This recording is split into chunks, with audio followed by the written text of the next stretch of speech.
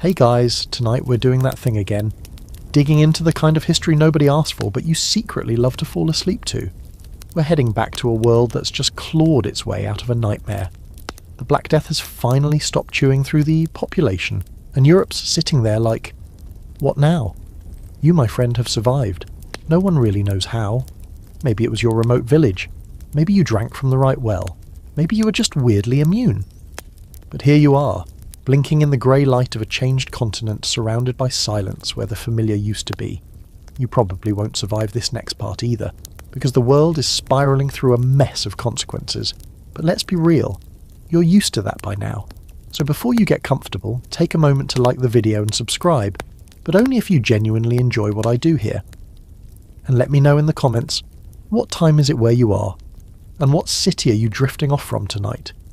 Now, dim the lights, maybe turn on a fan for that soft background hum, and let's ease into tonight's journey together. You wake up in a village that smells of wood smoke and damp earth. The air feels too light, too quiet.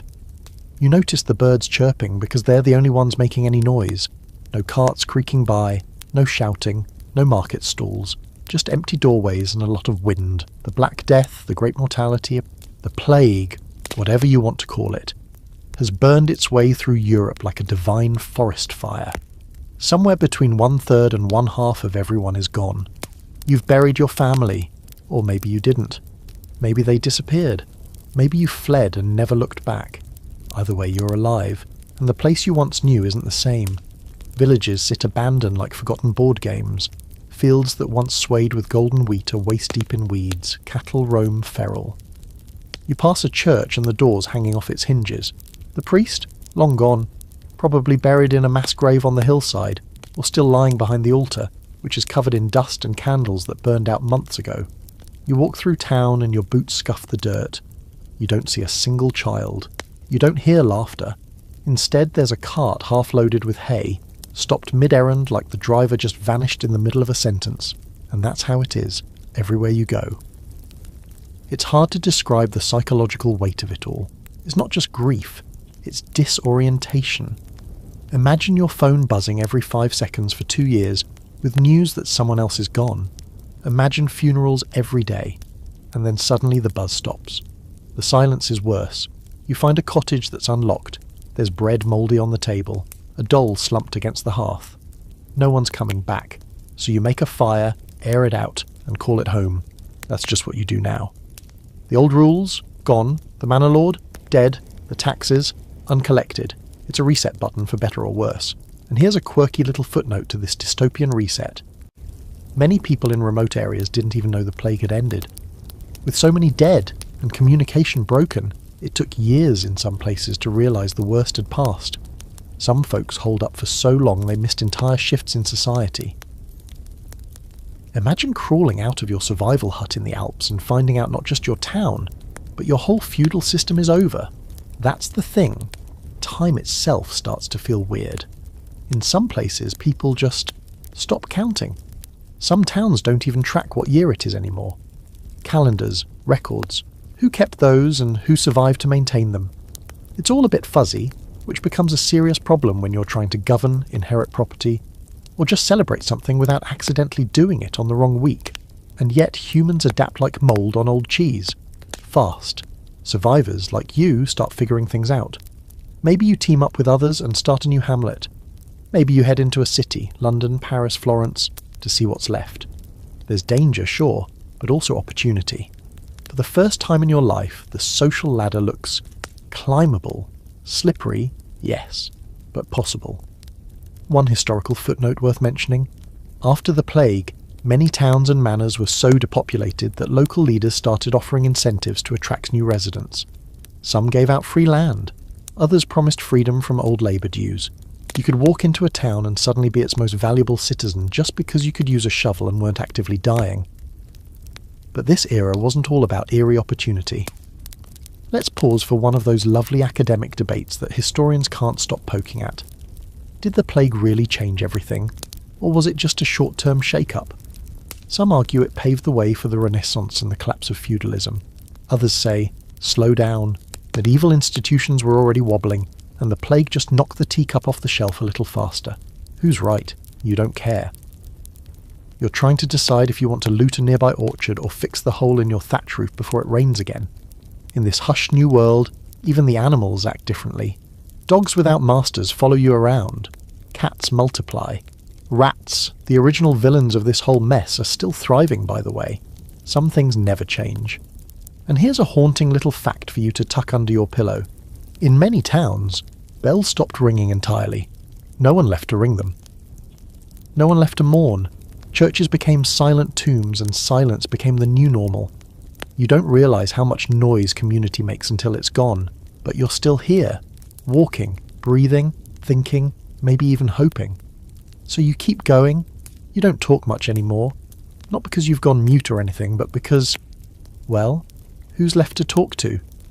Most people you pass on the road give you that hollow-eyed look, like they're still waking up inside. Some mumble a blessing, others just nod. And plenty pretend they didn't see you at all. There's a weird etiquette to surviving, like an unspoken rule that no one wants to ask too many questions about where you've been or who you lost. You don't ask, they don't ask. Everyone's walking around with half a life. What's even stranger are the tiny new customs popping up everywhere. People won't shake hands anymore. Too risky. Instead, they do this little elbow bow, or sometimes just hold up a dried herb like a weird medieval peace sign. You catch a guy in a fur hat walking backwards through a village because someone told him the plague couldn't follow you that way. Logical? No. But these days, logic's kind of optional. You see entire families wearing necklaces made of garlic, sage or lavender. Pungent, wilted wreaths meant to ward off bad air. The belief in miasma, or poisonous vapour, is still thick in the air, literally and metaphorically. People stuff pomanders into their sleeves or belts. You've started doing it too, if only because it makes you smell slightly less like a forest animal. And speaking of smell, it's bad out here. Let's not sugarcoat it. Death has a long shelf life, and even if the bodies were buried, the memory lingers. Buildings are musty, fields sour, and nothing quite smells like it used to. You used to think of bread as warm and earthy. Now everything smells faintly like spoiled broth and old shoes, even when it's fresh. But it's not all gross and ghostly. There are moments that feel downright bizarre. One day, you stumble across a band of flagellants in a market square. About 50 people marching in single file, whipping themselves with knotted cords. Their backs are bleeding, they're chanting in Latin, and they're absolutely convinced that all this suffering is divine punishment and self-harm is the only redemption. No one stops them. Some people join. Others toss coins or scraps of bread like it's some kind of roadside performance art. The flagellants aren't new, but they've gotten bolder. Before the plague, they were fringe weirdos. Now, they're the main event in some towns. Local priests are nervous. The Pope's not thrilled, especially since these guys don't really follow church rules. They're kind of DIY theology. But desperate times, desperate chants. You watch them go, their rhythm weirdly hypnotic, and realise that for some folks, this is the only way they've figured out how to process grief. If the world broke, maybe the body has to break too. You decide not to join, but you watch until they disappear down the road, their voices fading into something between a prayer and a wail. Religion in general is evolving, let's say. Some people cling harder than ever, while others just kind of stop showing up at church altogether. Can you blame them? The church promised comfort, healing, maybe even protection. Instead, everyone died. Even the clergy weren't spared. Entire monasteries emptied. And when the priests were gone, people started improvising. In some areas, saints start multiplying. Local legends pop up faster than you can keep track of. St. Elfrida of the coughless sleep, St. Balthus of the untouched children, St. Marmaduke of the cleansed rats. Totally unofficial, but wildly popular. People pray to anyone who sounds like they might pick up. You see a shrine built entirely out of broken cooking pots and burned shoes. You ask someone what it's for and they just say, "So we don't forget." Okay, fair. There's also a rising tide of what can only be described as supernatural overcompensation. People hang bells on their doors to scare away spirits. Talismans carved from bone or driftwood become trendy. You even meet a woman who insists her goose speaks to angels. You don't argue. And then there's the real kicker. No one's quite sure what year it is. Records are scrambled, scribes are gone, and calendars kind of fell apart. Was it 1349? 1351? Depends who you ask.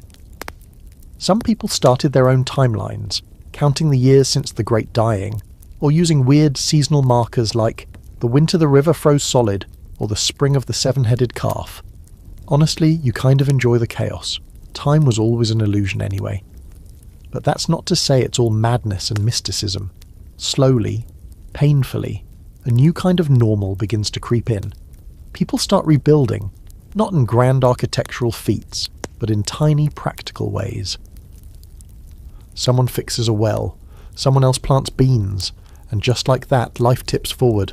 Still, there's an edge to everything. People are touchier, quicker to anger, and oddly superstitious. One man accuses his neighbour of stealing death away from his family. Another swears he saw a demon pass through his chicken coop. You learn to steer clear of folks who mutter too much. A little madness is contagious, but not all quirks are sinister. A rather charming side effect of the post-plague funk is that people get weirdly sentimental. Songs that no one sang in years are suddenly popular again. Children, when you finally see them, play games like Ring Around the Rosie, yes that one, and no one seems to know it's about the plague. Or maybe they do, and that's why they sing it.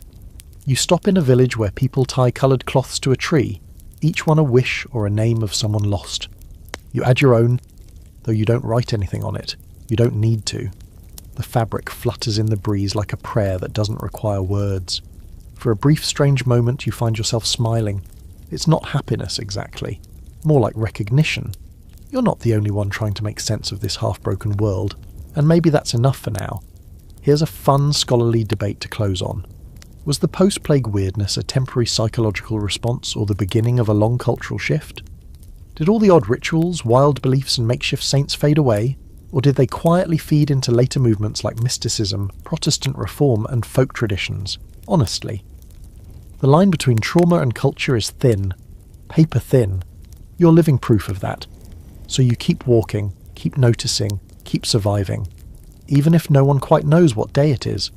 You wake up one morning and realise something strange. People care if you show up to work, not just politely care. Desperately. Anxiously. Butter you up with free eggs kind of care. It's a good feeling, in a confusing way. Because before the plague, you were just another pair of hands in a long line of bent backs and muddy boots. Now your hands are valuable. Maybe even powerful. It turns out that when half the population disappears, those left behind suddenly matter a lot more. There are too few bakers, not enough cobblers. And let's not even talk about the shortage of people who know how to clean out a pigsty without fainting. Landowners, once so smug and certain, are sweating. Fields are empty. Mills sit idle. Harvests fail, not from disease but from plain old neglect. There's no one left to do the work. And so, something quietly radical begins. The workers start negotiating. It begins with simple refusals. A shepherd walks off a noble's estate and doesn't come back. A young woman turns down a job in one village and strolls to another where they offer her a whole chicken and a silver coin. People who were once bound to the land by custom, fear or generational poverty are now suddenly mobile. You can say no. You can walk away. You can brace yourself. Ask for more. This new leverage doesn't go over well with the upper crust. The nobility, used to cheap labour and unquestioning peasants, start having quiet meltdowns. These commoners are getting ideas, they mutter over wine. You overhear one lord whisper to another that his scullery maid demanded shoes with leather soles. The scandal! Laws start popping up, fast and panicked. In England, the government throws together something called the Statute of Labourers in 1351. It tries to force wages back to pre-plague levels and makes it illegal for workers to move around hunting better deals. Essentially, stop acting like you have rights. Spoiler, it doesn't work. Because how do you put the toothpaste back in the tube? Or the peasant back in the mud? You meet a young thatcher who tells you proudly that he turned down 3 job offers in 1 week. They offered me a goose, he says, but I held out for a goat. You nod, impressed. In a world still wobbling from catastrophe, this counts as upward mobility. Of course, with all this chaos comes confusion. People who never expected to own land suddenly do because the owner died with no heir. Property lines blur. A cousin 3 counties away claims he's now the rightful tenant. Paperwork. Good luck finding any. Sometimes the local church steps in to mediate. Sometimes it's settled by a fistfight and a roast chicken wager. And here's your quirky fact for the night. In several regions, Entire villages were up for grabs. If enough of the population died or fled, the land just sat there. People would literally move in and declare themselves the new inhabitants, renaming the place and everything. Imagine showing up to an abandoned hamlet, planting a flag and saying, "This is now called Bobville. I'm Bob." Things get weirdly entrepreneurial. You pass through towns where former serfs have set up their own little trade networks. That guy who used to clean horse stalls, he's now organising wool shipments to Bruges.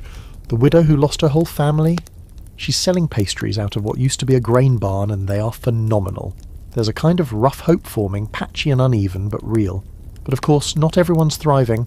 Some people hoard land like it's gold. Others go full panic mode, doubling down on old traditions to keep the social pyramid from crumbling.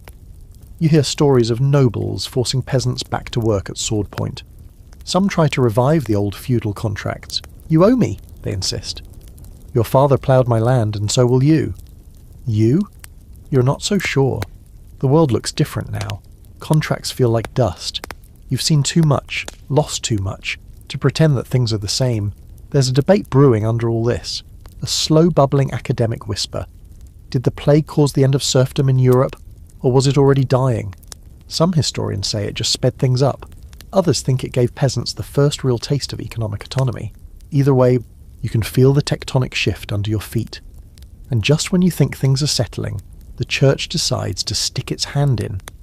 Bishops start preaching against greedy workers and sinful ambition. They tell the nobles to hold the line. One particularly cranky friar says the plague was God's punishment for pride, and raising your wages is just tempting him again. You resist the urge to throw a turnip at him. But here's the thing. People are done being quiet. Peasants start writing, like literally writing things down. Open letters, complaints, demands. The idea of a social contract isn't new, but now it's personal. You meet a young man who spent 3 winters learning to read just so he could understand land deeds. He teaches you how to write your name with charcoal on a piece of bark. It's messy, but you feel powerful.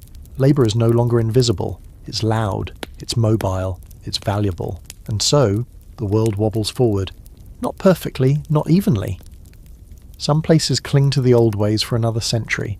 Others leap ahead like a child on a sugar high. You're somewhere in the middle, watching the pieces move, trying to decide if you're part of a revolution, or just riding the wave. Either way, it feels good to matter.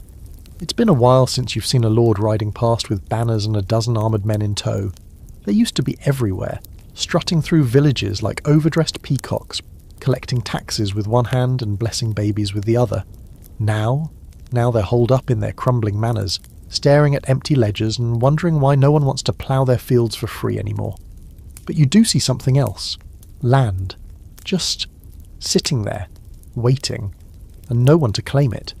You hike past fields waist-high with thistles, once perfectly cultivated for barley or beans. There's an old mill house beside the river where the wheels stop turning, and you poke your head inside, mouldy flour, broken bags, a rat that stares at you like he owns the place now. You kind of respect him.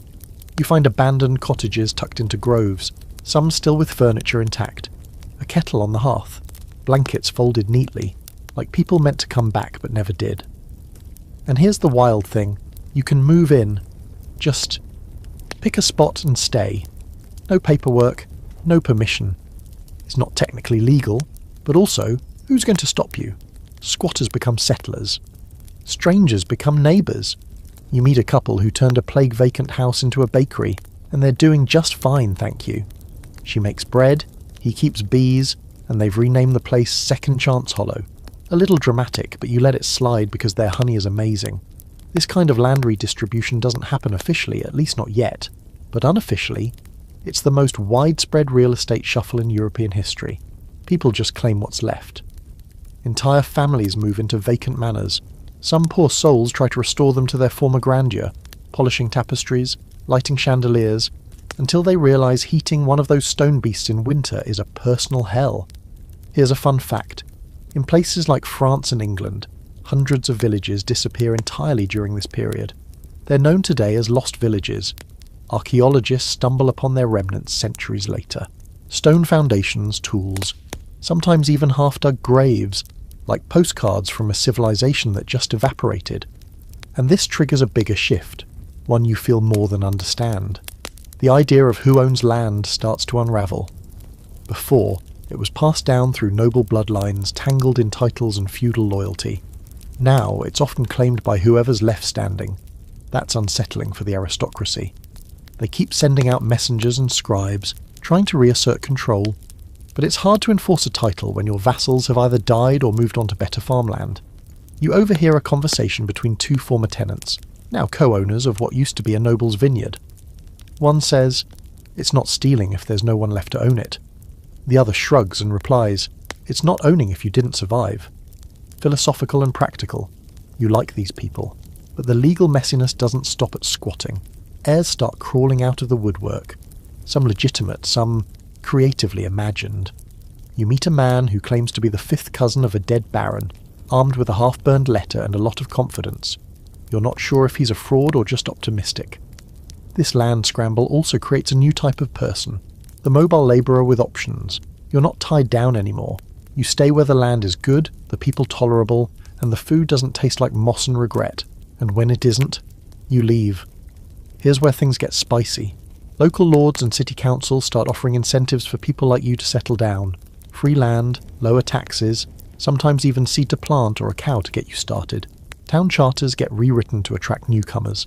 Suddenly you're being courted like a prize fighter, if prize fighters used hose and occasionally knew Latin. But there's an odd side effect. With all this free-moving, land-claiming, deal-making energy, social structures start to warp.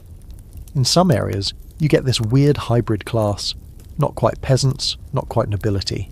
Let's call them accidental gentry. People who now own land, manage labour, maybe even dress fancy, but still muck stalls on weekends. And that's where you land, metaphorically and literally, somewhere in between. You've got a cottage now, a plot of beans, a chicken that hates you for reasons unclear. You're not rich, but you're not scraping by either. You know how to build a fence, mend a tunic, and you've even figured out how to dig a privy that doesn't flood in the rain. Modern problems, ancient solutions. Here's your scholarly debate for the night. Did this post-plague land shift permanently reshape property rights in Europe? Some argue yes. It helped break feudal monopolies and open the door for more individual land ownership. Others say it was temporary chaos, and by the 1400s the nobles just gobbled up what was left. You can't decide, but you do know one thing. You're not giving up your plot without a fight. Quirky fact time. In certain areas of Italy and southern France, land was inherited matrilineally after the plague, simply because more women survived than men. For a brief moment, a lot of property and power passed through daughters instead of sons. The world didn't end. It just got slightly more interesting. So, here you are. A squatter farmer part-time philosopher with a chicken problem and a future you didn't expect. The landscape is dotted with second chances and you've taken one for yourself. You look at your little patch of earth, breathe in the loamy scent of almost ready potatoes and think, not bad for the end of the world. You wake up to the sound of someone yelling. Not in fear or grief like it used to be. This one's got energy, bite, purpose. You roll out of your straw bed, rub your eyes, and lean out the window of your borrowed cottage. Down by the village square, a small crowd is forming. Someone's shouting about wages, taxes, and how they're not going to take it anymore. You grab your boots and go see what the fuss is about. Turns out the peasants are getting sassy. It starts small, grumbling in the taverns, muttering during mass, complaints passed over fence posts. But it builds. People are tired of being pushed back into old roles. You hear it again and again. We worked through the worst of it. We buried the dead. We held the fields. And now they want us to go back to being invisible? Spoiler. You and everyone else are not feeling invisible anymore. It's a strange feeling, watching people who used to bow their heads now standing tall, arms crossed, refusing to kneel. Before the plague, a peasant talking back to a lord was almost laughable. Now, it's common enough that lords are riding around with guards again, just in case the locals get ideas. And oh, they are getting ideas. In England, word starts to spread of attacks, another one. The third or fourth since the plague, depending on how you count. But this one hits different. People are already stretched thin, and the memory of mass graves and screaming cart drivers is still fresh. The idea of giving more to the very people who let them rot during the worst of it? Yeah, that doesn't land well. It all reaches a boiling point in 1381. Maybe you're there, maybe you just hear the stories from passing merchants, but either way, It's loud, and it's real. Wat Tyler, a name that sounds more like a local woodcutter than a rebel leader, rises out of the crowd, alongside a priest named John Ball, who basically preaches that all men were made equal, which is definitely not church approved. He leads thousands of peasants to London, with pitchforks and swords and some very strong opinions. When Adam delved and Eve span, Ball says, "Who then was the gentleman?" That line, it sticks. You hear it repeated in every tavern from Kent to Yorkshire. It's not just rebellion, it's a philosophy, a burning question. If death doesn't care about class, why should the living? The revolt doesn't end well. Tyler is killed during negotiations. The king, young and nervous, promises reforms and then promptly walks it all back. But the damage is done. Not to the monarchy, not even to the tax system, but to the illusion that peasants can't push back. The glass wall between nobles and everyone else, cracked, and England isn't alone. Across Europe, similar uprisings spark like dry grass catching flame. In France, there's the Jacquerie in 1358, named after Jacques, the go-to name for your average French peasant. These guys get fed up with marauding soldiers, high taxes, and nobles retreating to fortified castles, while everyone else starves. So they rise up. It's short, brutal, and suppressed with terrifying force. But again, the memory lingers. People remember, and they keep talking. Even in Italy, uprisings break out. In Florence, the Ciompi Revolt of 1378 sees wool workers, the lowest rung of the labour ladder, take control of the government for a brief, breathless moment. Can you imagine? People with dirt under their nails making laws. It doesn't last, but it sends a message. There's more of us than them. Of course, not everyone is thrilled with this newfound backbone. The elite don't like feeling nervous at the sight of a hoe or a scythe. They start building more walls, literally. You see towns throwing up stone defences again, not for foreign armies, but against their own people. You hear whispers of blacklist, secret church sermons condemning the pride of the lowborn, and quietly reissued laws making it illegal to gather in groups larger than 10 without noble oversight. A group of 11 shepherds talking about wages? That's considered sedition. You can't help but laugh. It's like someone tried to outlaw frustration. One quirky detail sticks with you from this era. In some villages, people start wearing little badges or pins to signal solidarity. Nothing fancy. A carved wooden circle, a coloured ribbon. Just a sign that says, "Hey, I see you. I'm with you." You keep one tucked inside your cloak, though you never show it openly. Still, it feels good, heavy in your pocket. Here's a scholarly debate that still gets historians riled up. Were these peasant revolts early examples of class consciousness, proto-Marxism, if you squint? Or were they more about immediate survival, a flash of fury with no long-term political vision? Hard to say. You've met plenty of people who just want bread and peace. But you've also heard others asking real questions about ownership, inheritance, even governance. Questions with teeth. And then there's the church, which finds itself caught in the crossfire. It used to be the one steady institution, the middleman between kings and peasants. Now, people are sceptical. If the clergy survived in comfort while the laity died in ditches, what does that say? You see priests heckled, monasteries boycotted, and in some places entire congregations just stop showing up. The revolt energy doesn't just vanish after the soldiers come in and stomp it down. It lingers in quiet defiance. And the new way people look at their lords, no longer reverent, just resigned. It lingers in how peasants start demanding written contracts for labour, how they organise harvest schedules as equals, not servants. You even see it in fashion, seriously. Poor folks start dressing better, not noble levels of fancy, but nicer than before. Tunics in brighter colours, belts with a bit of decoration. It's like everyone collectively decided no more grey potato sacks. Let's at least look like we belong to this world. And you? You feel it too. A little straighter in your spine, a little less timid at the marketplace. You've seen what happens when people stand up. It doesn't always end well, sure, but it always means something. And sometimes, meaning is all you've got. So the peasants don't go back to being silent. They keep murmuring, gathering, pushing.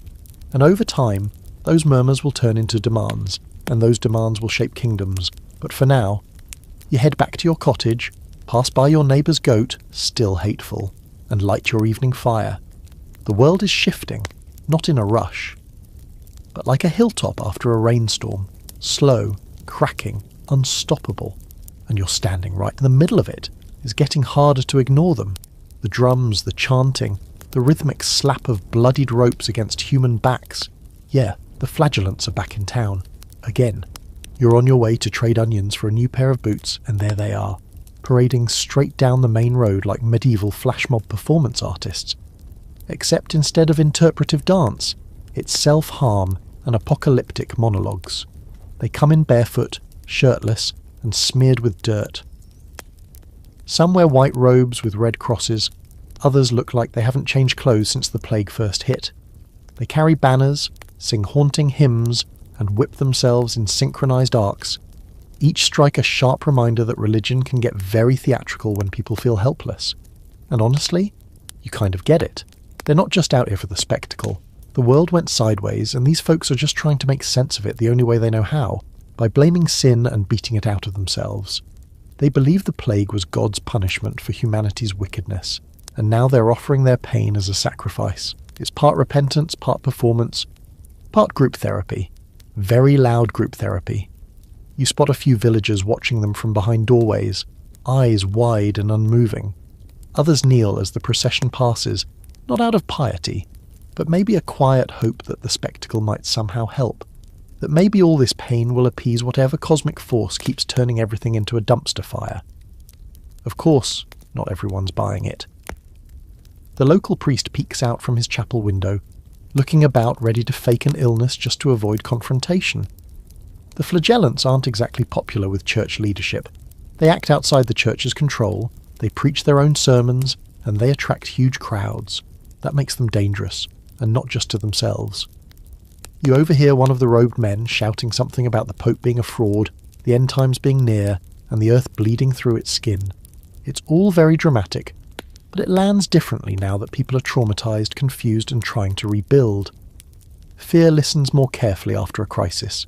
This movement started during the height of the plague, but it didn't die with it. In fact, in many places the flagellants are more visible after the plague, like weeds that grew up in the cracks of a broken system. They wander from town to town like doomsday troubadours, collecting followers and freaking out local officials. It's kind of like a roadshow panic tour. In Strasbourg they caused actual riots. In Erfurt they were banned. In places like Switzerland and Austria, entire towns turned out to either cheer them on or yell at them to leave. You've seen both, depending on the weather and general mood. Quirky fact for you tonight: some flagellants travelled with their own musicians. Drummers, pipers, even singers to accompany the lashings. Think about that. Someone's job was to provide the soundtrack to public self-flagellation. Imagine applying for that gig. But here's where things get complicated. These folks don't just chant and bleed and move on. They leave behind ideas, new ones, heretical ones, powerful ones. They preach that you don't need priests to reach God, that penance is between you and the heavens, that the church failed during the plague, so maybe it isn't the only voice of truth anymore. Sound familiar? It should. These seeds will eventually bloom into the full-blown religious upheavals of later centuries. Protestantism doesn't come out of nowhere. It's watered by fear, confusion, and grassroots movements like this. Right now, though, the church isn't having it. By the mid-1300s, the Pope, safely tucked away in Avignon, officially condemns the flagellants, bans their processions, excommunicates leaders. But excommunication means little when the world already feels cursed, so they keep marching, dodging authority like a bunch of barefoot outlaws. You ask one of them why he does it. He looks at you with tearful eyes, lifts his shirt to reveal a mess of scars and says, "So you don't have to?" Which is both deeply moving and completely terrifying. You give him a nod and maybe a bit of cheese, then quietly walk away. There's another layer to this, one you start to notice the more you travel. The flagellants are mostly men, and often they're younger, rootless, and angry. With so many families broken, so many communities scattered, young men without homes or futures flock to something, anything, that gives them purpose. Pain becomes identity. Brotherhood becomes belief. But not all expressions of faith go full blood and guilt. In other parts of Europe, people respond to the same crisis by building little chapels, carving new icons, or writing mystical poetry. You meet an old woman outside Lübeck who's convinced she saw the Virgin Mary in a fog bank and now hosts nightly prayer circles in her barn. The barn smells like cows, but also like hope. so you go with it. There's a growing tension, though, a spiritual tug-of-war between centralised authority and grassroots devotion. You feel it. On one side, the church trying to reassert order, clamp down on dissent, and rebuild its image. On the other, a restless, hurting population, experimenting with faith like it's wet clay, shaping it into whatever they need.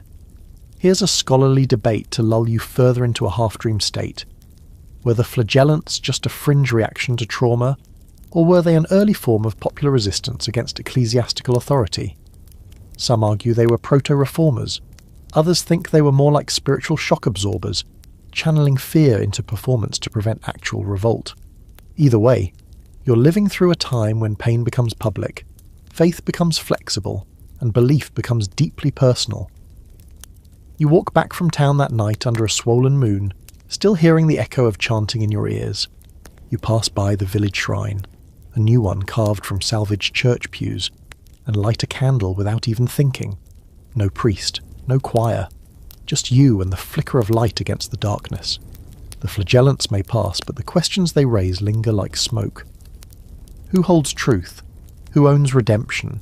And what does faith look like when the world has already ended once? You don't have answers. No one really does. But at least you're not alone in asking. The church bells still ring, barely, just once or twice a day now, and only if someone remembered to pull the rope. You've noticed they sound different lately, more hollow somehow, like the towers themselves are tired. Or maybe it's you. It's hard to tell anymore. Either way, religion doesn't feel quite as solid as it used to. You remember a time, not that long ago, when the church was the unquestioned authority in everything. Life, death, taxes, marriage, your eternal soul. Yep. All run through the local priest with his ink-stained fingers and that one gold ring he always kissed before prayers. Back then, salvation came in a package. Weekly mass, alms for the poor, maybe a pilgrimage if you were feeling extra holy. You followed the steps, and in return, you were promised answers. But now the answers feel fuzzy. The plague didn't just kill people, it exposed cracks, deep, ugly ones. The kind of cracks that were always there, but you only noticed once everything else fell apart. People saw priests fleeing towns before the dying even started.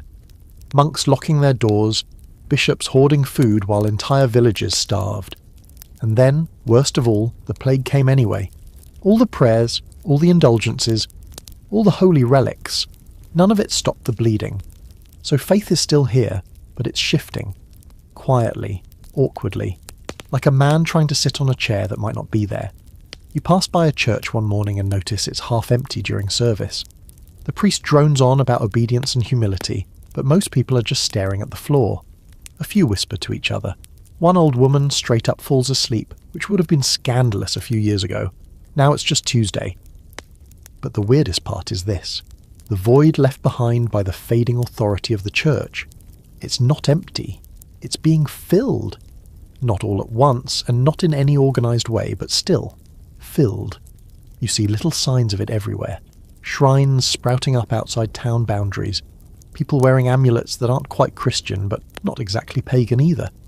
Prayer circles happening in barns and fields, and once, weirdly, in a blacksmith shop. It smells like hot iron and burnt feathers, and no one's entirely sure what they're praying for, but they keep showing up. Mysticism is having a moment. Visions, revelations, dreams. You can't go 2 miles without someone claiming they've been spoken to by a saint, an angel, or the Virgin Mary herself. Some of these people are clearly touched in the head. Others? Honestly, they sound convincing. There's one woman you meet on the road to Cologne. Young, pale, barefoot. She says she walks only where God guides her. She's made it across 3 countries on faith alone and a suspicious amount of foraged berries. You talk with her for a while, and she tells you things you haven't heard in sermons. That God is everywhere, not just in buildings. That suffering isn't punishment but transformation. That salvation is personal, not purchased. Then she hands you a small stone with a cross carved into it, and walks on like you're just another step in her journey, and you carry that stone for weeks. Not because you believe in it, yet, but because something about it feels true. Or close enough. You also hear whispers about new saints, ones not approved by the Vatican. Local ones. People who died during the plague while caring for others, or who survived miraculously and now wander, healing and blessing and muttering half-lost psalms. They don't wear mitres or carry staffs. Most don't even know Latin, but they've got crowds. One guy, people call him Brother Eli, shows up outside Bruges wearing nothing but a wool tunic and a crown made of grapevine. He gives long, strange sermons about how the world must shed its skin like a snake before it can heal. You don't understand half of it, but everyone listens. Really listens. Then he takes off his crown and gives it to a beggar, who cries for 10 solid minutes. Not all of it is peaceful. As the church struggles to reassert control, tensions rise. Clergy begin publicly condemning unauthorized gatherings. In some places, authorities arrest wandering preachers, accusing them of heresy. You watch one man get dragged from a crowd, still shouting scripture as the guards carry him off. It's chilling, but also weirdly inspiring. There's an argument bubbling under all of this, one the scholars still wrestle with. Was this post-plague religious messiness the early spark of the Reformation? Some say absolutely it weakened the church's monopoly on salvation. Others say it was just a necessary cultural detox after collective trauma, like spiritual freeform jazz before the institutions re-solidified. But here's the fringe fact you weren't expecting. In certain regions, people start incorporating astrology into religious practice. Yep, stars, planets, lunar cycles, all used to explain God's will. Some folks believe the plague was written in the sky long before it arrived, and now they look to the heavens for updates. One baker in Bavaria tells you Mercury is in retrograde and that's why his bread won't rise. You nod solemnly and eat it anyway. Meanwhile, the church tries a rebrand. More saints, more relics, more processions. You attend one in Prague that's so elaborate it feels like a parade for holy bones. They carry a skull wrapped in gold, claim it belonged to some martyr no one's heard of, and the crowd goes nuts. People toss flowers, children weep. It's all very dramatic and very effective for a while. But deep down, people are still asking the big questions. Why did so many die? Why didn't the priests know what to do? Why didn't God stop it? No one has answers, only variations, and some of them are beautiful. You light a candle at one of those roadside shrines one night. Just a tiny flame in the dark next to dozens of others. You don't say a prayer because you don't know what to ask for. But standing there in the flickering silence, you realise that maybe prayer isn't about asking. Maybe it's just about not being alone. The first time you see it, you think it's a mistake. A painting, on wood, not canvas, leaning against the wall of a small chapel outside Siena. You stop mid-step, your bread nearly slipping from your satchel, because the image doesn't look like the saints and angels you're used to. No glowing halos, no gently folded hands. Instead, it's skeletons. Dozens of them. Dancing. They twist and leap with eerie joy, arms linked with nobles and peasants alike. A bishop spins beside a beggar. A queen twirls with a corpse in a tattered shroud. You squint at the inscription beneath and read something like, "As we are, so shall you be." Cheerful stuff. But it's not a joke. These kinds of images, memento mori, remember you must die, are showing up everywhere now. Painted on church walls, carved into wooden beams, even stitched into funeral robes. Death is no longer hiding behind a veil or tucked into the corner of a fresco. It's front and centre, posing, grinning. It's not morbid, though. Not really. It's just honest. The plague changed art forever. Before, most religious art was predictable, heavenly, ordered, glowy. Jesus looked peaceful. Mary looked serene. Even martyrdom had a certain beauty to it, like suffering was just a brief inconvenience before celestial rewards. Now, everything's raw, emotional, weird. You visit a chapel in Lübeck and find a mural showing the Last Judgment, but this time, the damned look exactly like your neighbours. One even seems to be holding a chicken. There's fire, screaming, angels wielding swords like they mean it. You turn to leave and realise the doorframe is carved with tiny skulls. Just a little reminder to think about mortality on your way out. Artists are different now too. Bolder, grittier. They're painting what they've seen, mass graves, grieving mothers, bone pickers walking the fields. You meet one in Florence who insists he only uses ash in his pigments now. He says it gives the colours life. You nod. mostly because he looks like he hasn't slept in 3 days and you don't want to argue with a man who paints with charred remains. Even saints are getting a makeover. They look more human, more tired, less like divine fashion models and more like people who've seen some stuff. There's a painting of St. Sebastian riddled with arrows, and instead of looking vaguely annoyed, he actually looks like he's in pain. It's startling, and kind of refreshing. This shift isn't just visual, it's emotional. Art becomes a form of coping, a kind of cultural group therapy session, where everyone throws their grief, fear and confusion onto the wall and says, "There, that's how it felt." The dance of death isn't there to scare you. It's a weird kind of solidarity. Rich, poor, pious, sinful. We all end up bones, and yet there's something freeing about that, equalising. You hear people joke about it in a not really joking way. "We're all skeletons underneath anyway," a merchant laughs over wine. "Might as well dance before the worms do." You clink cups and try not to think about worms. A quirky little moment. In Paris, someone starts selling playing cards with skeletons in different roles. King Death, Knight Death, even Fool Death. It catches on fast.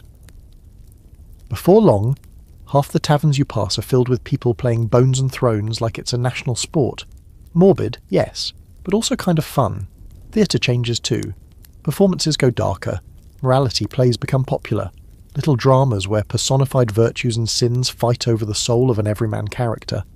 Greed is played by a man with coins glued to his face. Mercy wears a cloak of white linen and cries on command.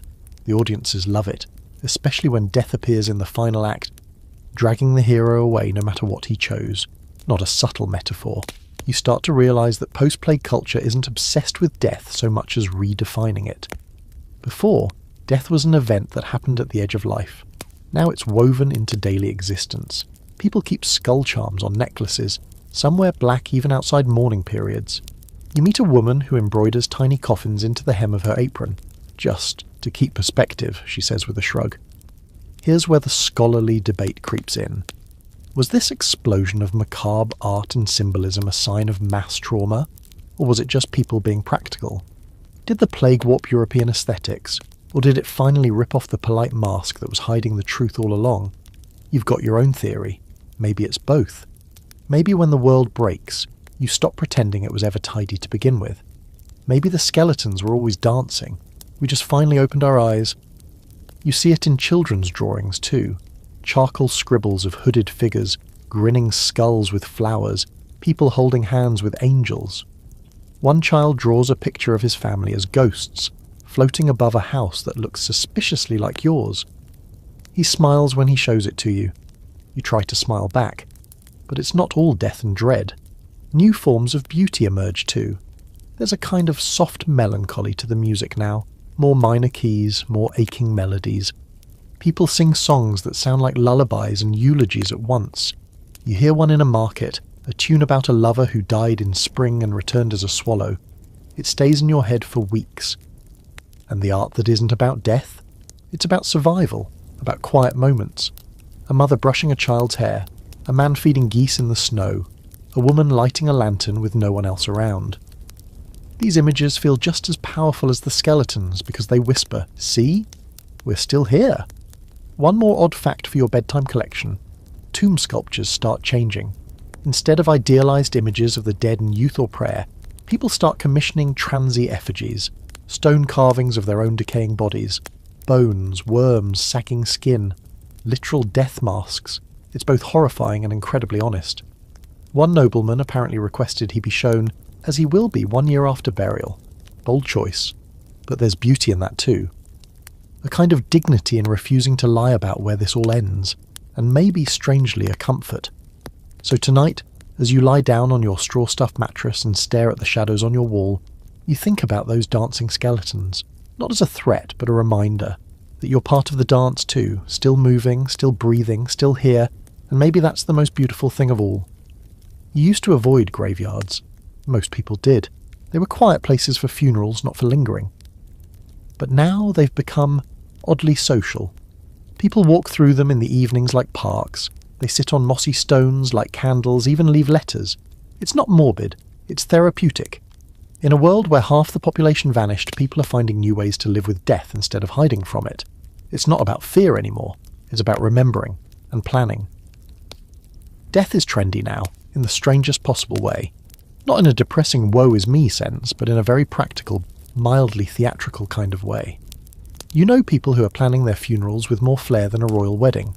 A neighbour insists her coffin must be carved from oak and lined with blue wool. Another has commissioned an original song to be sung by local children, minor key only of course, for proper drama. You get invited to a pre-morning gathering. It's like a funeral rehearsal.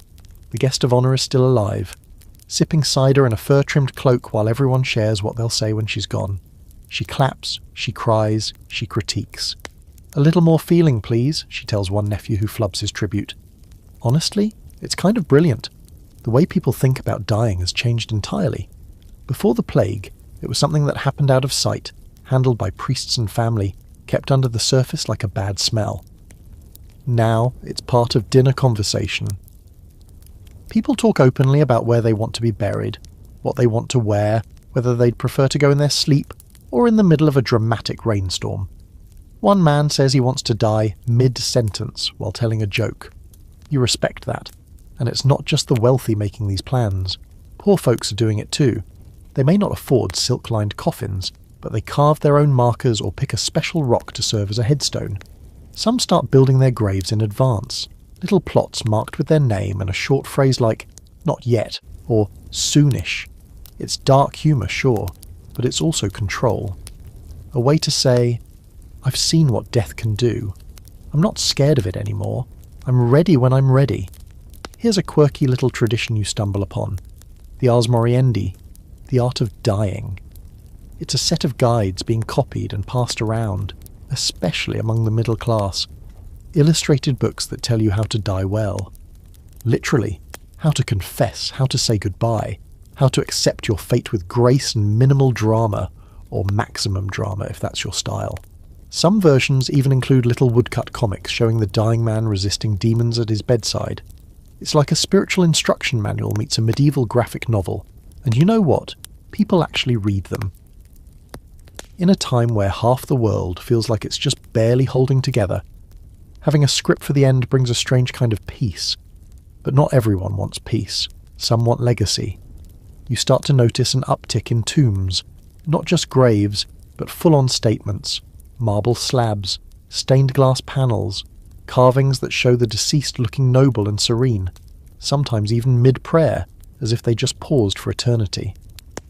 In towns like Florence and Avignon, there are tombs so big you could live in them. Some people probably do. One merchant commissions a statue of himself handing a coin to a beggar, just so everyone knows he was generous. Another has himself carved lying peacefully, with angels lifting his soul skyward like a medieval balloon ride. There's vanity here, sure, but also vulnerability. These people want to be remembered for something. Anything. A scholarly debate you'll enjoy. Was this obsession with death just trauma on display, or was it a new form of identity building? Did the plague trigger a wave of ego, or did it make people more self-aware? Some argue that pre-plague life was too structured, people born into roles, living by custom. After the plague, suddenly you could shape how you were remembered, not just as a farmer or wife, but as you. There's even a quiet gender shift in all of this.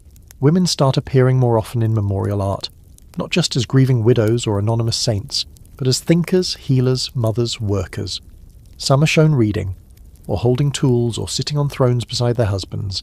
It's subtle, but it's new. And you get the sense that slowly, the way people understand life and its end is changing for everyone, not just the privileged few. One evening, you visit a town that holds monthly death dinners. Everyone brings a dish and a story, usually about someone they lost. Sometimes it's funny, sometimes it's tragic. There's wine, bread, and a lot of weepy laughter. It's not sad, not really. It's human. Deeply, honestly human. You stay late, long after the candles burn low, listening to an old woman talk about her husband. She describes his laugh, the way he peeled onions with his eyes closed, how he always forgot the names of their goats.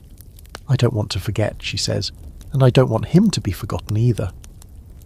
And that's really the core of it, isn't it? In a world where death came so fast and so brutally, people are doing everything they can to slow it down, to give it shape. to make it meaningful, so you find yourself thinking about your own death more than you'd like to admit. Not in a grim way, just practically. Where would you want to rest? Who would remember you? Would anyone light a candle or leave a note or carve something halfway decent into your stone? You haven't picked a spot yet, but you've thought about it. Maybe on a hill, under a tree, somewhere with a good view and a soft wind, somewhere quiet but not too quiet. Somewhere people might still come and sit and laugh and tell stories. Maybe not today, but someday. Because now, death isn't just an ending. It's something you plan for. It's something you prepare. It's something you own. The next time you're sick, you don't panic right away. It's just a fever, a scratchy throat, some chills. You've had worse. You wrap yourself in a blanket, drink a little vinegar water, because someone swore it helps, and wait it out. But a part of you, a deep, quiet part, still clenches. Because even now a sniffle feels like a prophecy. You survived the plague once, maybe twice, depending on how you count that suspicious spring in Bruges. But the fear doesn't fully leave. That thick, sticky dread that wraps itself around your ribs whenever your body falters. You've seen what illness can do, and more importantly, you've seen what medicine can't. That's the trouble. After the Black Death, people still get sick, all the time. But now they don't pretend to have answers anymore. Doctors, if you can find one, have gone from confident to cautious, less swagger, more sage-scented muttering. They've swapped leeches for licorice, bloodletting for baths. Not because they're sure it works, but because they've run out of better ideas. And yet medicine is starting to shift, just a little. You visit a city with a university, one of the newer ones, and meet a scholar who's studying anatomy using, get this, actual bodies. Not just sheep or pigs or that one time with the poorly preserved arm. Real human corpses. Quietly, of course. The church still has opinions. But people are beginning to admit that understanding the human body might require more than Latin prayers and jars of urine. There's a tension, though, between old and new. Between the herbalists with their poultices and charms, and the scholars with their dusty scrolls and increasingly questionable dissections. You go to a healer who waves smoke over your head and tells you your bile is too ambitious. You go to another who says it's all about imbalanced heat and prescribes crushed pearls in wine. You don't know who's right, but the wine helps, so that's something. Doctors still wear those beaked masks in some places. You thought it was just a plague thing, but apparently not. The masks are stuffed with herbs, lavender, mint, rue, and meant to block out the bad air or miasma. You try one on once. It smells like a haunted herb garden and makes you look like a depressed bird, but you can see the appeal. It's protective, symbolic, almost comforting. A wearable illusion of safety. One quirky fact. In certain cities, barber surgeons start doubling as dentists, executioners and bathhouse managers. Which means the same guy might pull your tooth, cut your hair, lance your boil, and then go decapitate someone before lunch. Multitasking at its finest. But here's where it gets interesting. The people who really start gaining attention aren't the cloaked physicians with royal titles. It's the midwives, the apothecaries, the local wise women. They were always there, quietly doing the work, delivering babies, setting bones, brewing teas that don't taste like regret. But after the plague, their importance becomes undeniable. You visit a village where the most trusted medical mind is a woman named Anselma. No degree, no Latin. Just generations of passed-down knowledge and a killer rosehip tonic. She treats wounds with honey, eases fevers with willow bark, and once made a poultice that supposedly cured a man of melancholy that clung to the spleen. The town reveres her. The priest tolerates her. And you? You keep her name in your back pocket just in case. But with respect comes suspicion. Not everyone is comfortable with healers who don't answer to bishops or universities.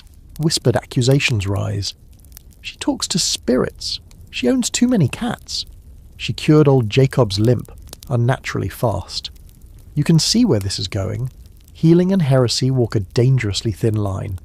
That brings you to a creeping fear that starts whispering through Europe in the plague's aftermath. Witchcraft.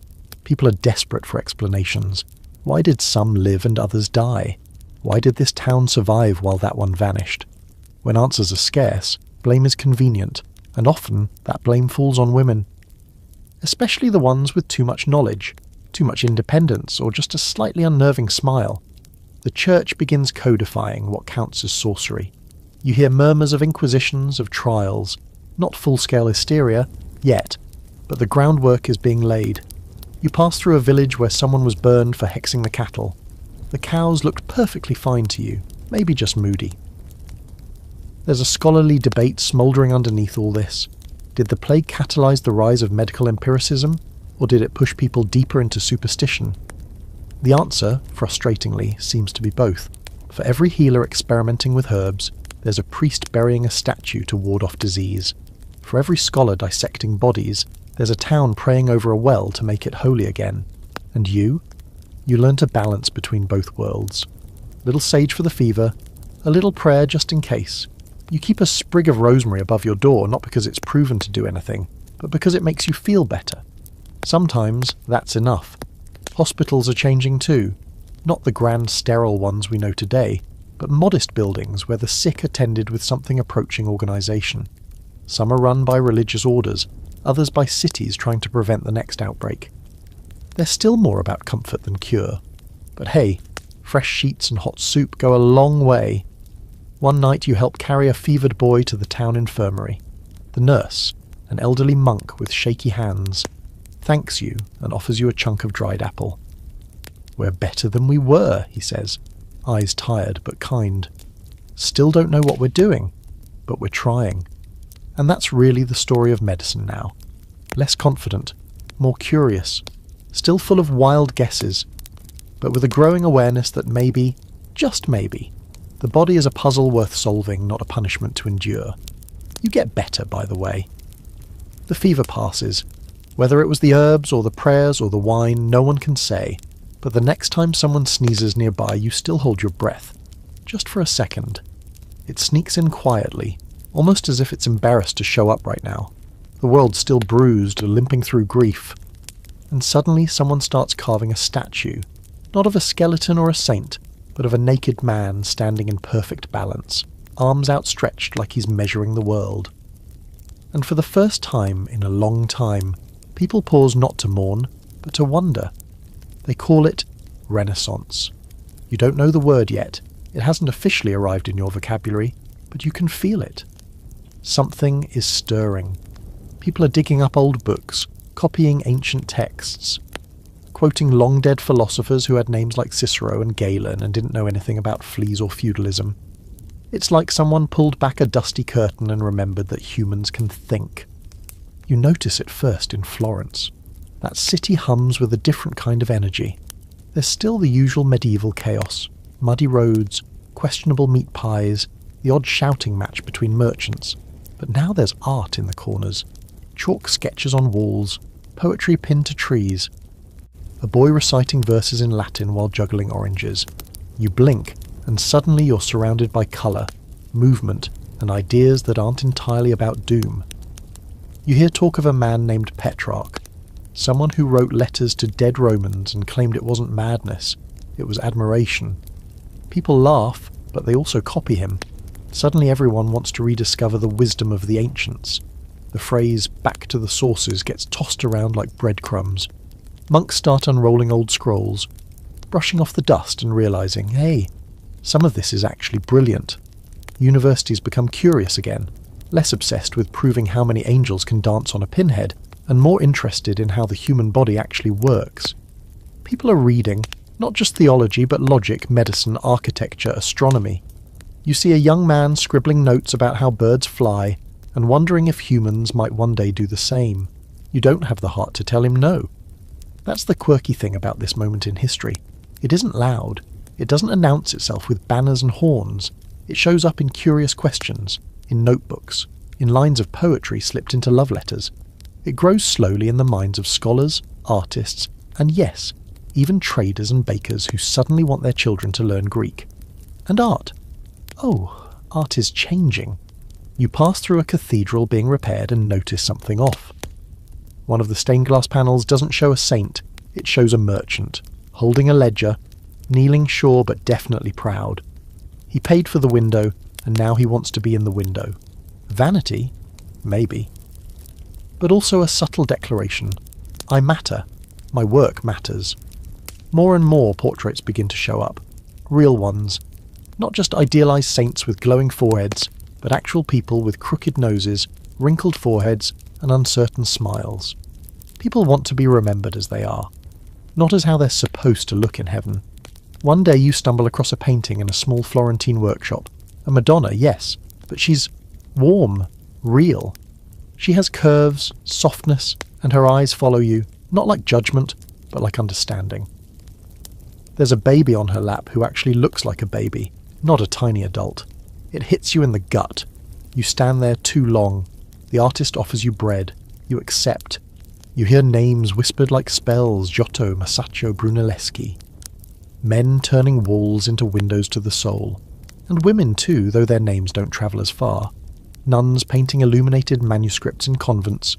Poets writing under pen names. Thinkers quietly moving the chess pieces of this new age without fanfare. A scholarly debate begins to simmer. Is this truly a rebirth of classical wisdom, or just a lucky string of wealthy patrons and clever artists riding the wave of post-plague vacancy? Some argue the Renaissance was inevitable. Others say it needed a trauma big enough to shake the dust off Europe's brain. The Black Death, as grim as it was, cleared the table for something else to grow. You meet a merchant who tells you he funds artists now instead of just spice traders.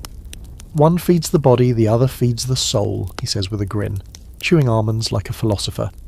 You're not sure which soul he's feeding, but his sculpture garden is impressive, and it's not just art and books. Architecture starts to stretch its limbs. People build with harmony in mind, symmetry, balance, proportion. Churches begin to look less like fortresses and more like invitations. Arches widen, light flows in, everything breathes a little easier. One quirky little Renaissance gem. In Milan, a man invents an early design for a machine to grind lenses. Not for war, for seeing.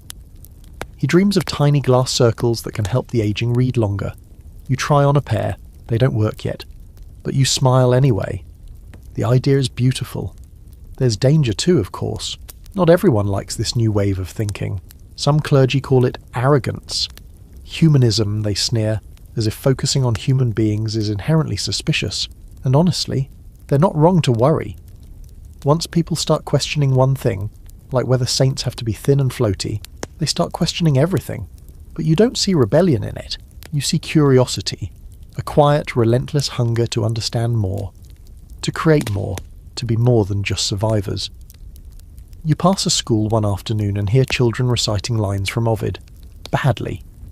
One kid picks his nose while another says, metamorphosis, like it's a swear word.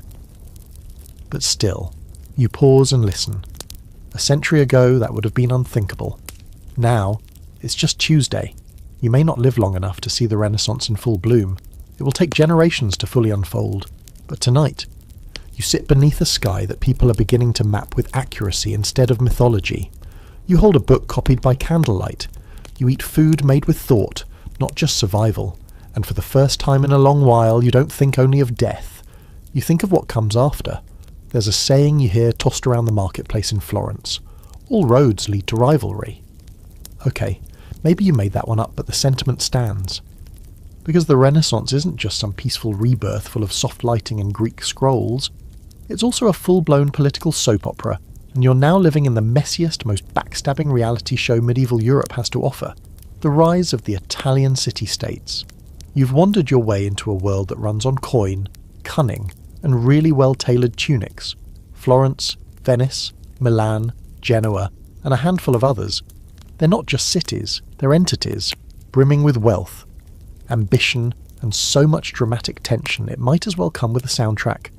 Each one wants to be the brightest, richest, smartest, and most destined by God to lead Italy into a glorious future. Sound familiar? Florence, your current home base, is thick with the smell of ink, leather, and barely restrained arrogance. The Medici family is rising, using banking like it's a form of warfare. You've never seen so many coins in one place, and you're not even allowed in the bank. But their money's everywhere, in paintings, in cathedrals, in the poets reciting sonnets in the piazza for tips and prestige.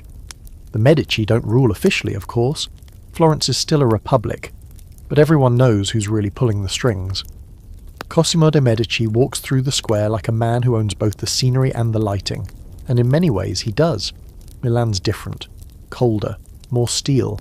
Less velvet. The Visconti and later the Sforza families dominate there. Less art. More armour. You visit once and it's like walking into a military parade disguised as a city council meeting.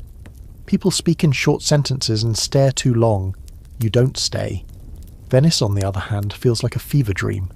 It floats, literally, on water and ambition. The Doge wears a hat that looks like a pastry and lives in a palace that glitters like a jewellery box. Everything smells like sea salt and incense. The markets sell spices you can't pronounce, and you once saw a man buy a peacock just because it matched his coat. You're not sure Venice is real. Each city-state is its own kingdom in all but name, and they're constantly scheming against one another. Treaties are made, broken, rewritten, and rebroken. Alliances shift like the wind. 1 week Florence and Milan are friends. The next, they're hiring mercenaries to burn each other's crops. Everyone's paranoid. Everyone spies on everyone. You deliver a letter once that turns out to be code. You have no idea what it said, but the recipient gave you a chicken, so... success? Here's a quirky fact. The rise of city-states also births an entire industry of professional letter writers, messengers and forgers. It's the golden age of passive-aggressive correspondence. You meet one man whose full-time job is to write flattering letters for people too nervous to do it themselves. Never underestimate a well-placed compliment, he tells you, dipping his quill dramatically, especially if it's in Latin. And it's not just politics and poison. This fierce competition spills over into art, architecture and science. If Florence builds a cathedral dome, Milan has to build a taller one. If Venice commissions a painting of the Madonna, Genoa wants two, and theirs had better have more gold leaf. Even funerals become events. You watch one procession where the deceased's coffin is carried by 12 men dressed as apostle, followed by a choir of orphans singing an original hymn. The crowd claps. You join in, slightly confused. This rivalry isn't purely shallow, though. It fuels progress. Artists and thinkers bounce from city to city, following the money and the commissions. An architect might sketch in Bologna in the morning, then hop a mule to Padua for an evening lecture. Everyone wants talent. Everyone wants legacy. Scholarly debate time. Did the intense competition between city-states accelerate the Renaissance, or did it just make everything more chaotic? Some say the wealth and rivalry created the perfect storm for cultural explosion. Others argue it fragmented Italy, delaying unification for centuries. You don't know. But watching sculptors duel with marble and poets insult each other in rhyming couplets, highly entertaining. But there's a darker undercurrent too. The beauty and brilliance you see on the surface, it's paid for with exploitation. Guilds crack down hard on outsiders. Taxes hit the poor harder than anyone admits. And while the rich commission palaces, the sick still die in back alleys. You once help a sick girl find her way to a public hospital, only to be turned away because her family owed a fine. Charity begins at home, the attendant mutters. You almost throw your shoe at him. Still, there's something intoxicating about these cities.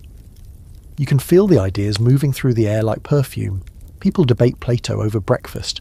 A goldsmith might also be an amateur astronomer. You hear someone argue that the moon affects moods, and no one laughs. You catch snippets of translated Arabic texts being read aloud in cafes, and someone compares Greek tragedy to local politics. It's all very sweaty and brilliant. Here's a fringe detail for your bedtime brain. One Florentine scholar claims that great thinkers are born only when stars align just right. He's working on a birth chart for the city itself. You nod and walk away before he asks for your date of birth. Last time someone made you a chart, it said, "Beware of goats and inheritance disputes." Still figuring that one out. Despite all the drama, the cities pulse with life. You walk cobbled streets at dusk and hear music spilling from windows. You see silhouettes dancing behind silk curtains. You pass a tavern where someone is loudly reciting the opening lines of the Divine Comedy. Badly, but with heart. There's wine, oil lamps, fresh figs on a plate. And in that moment, it doesn't matter who's ruling the city, or who's feuding with whom. You're here, you're breathing, you're witnessing the slow rebirth of wonder, one beautifully competitive city at a time, and tomorrow you might head to Venice. Or maybe stay in Florence and paint a goose for money. Either way, the future feels alive. You don't mean to accuse anyone of being a witch, but The bread did explode. Not dramatically. Just enough to make the oven door fly open and the chicken start screaming. The woman who baked it, Magda, who lives on the edge of the village and talks to trees when she thinks no one's listening, just shrugs and says the yeast was eager, but still. It's one of those moments where you lock eyes with a neighbour and silently ask, did that feel a little magical to you, or am I just hungry? The thing is, in a post-plague world, weird is everywhere. So much has happened that people have stopped pretending they understand how anything works, and when you don't understand something, you fill in the blanks. Usually with blame. That's when the witch talk starts. It's quiet at first, just whispers. A goat dies, a child runs a fever, a cow stops giving milk, and suddenly everyone's looking at the midwife's herb garden like it's a miniature hellmouth.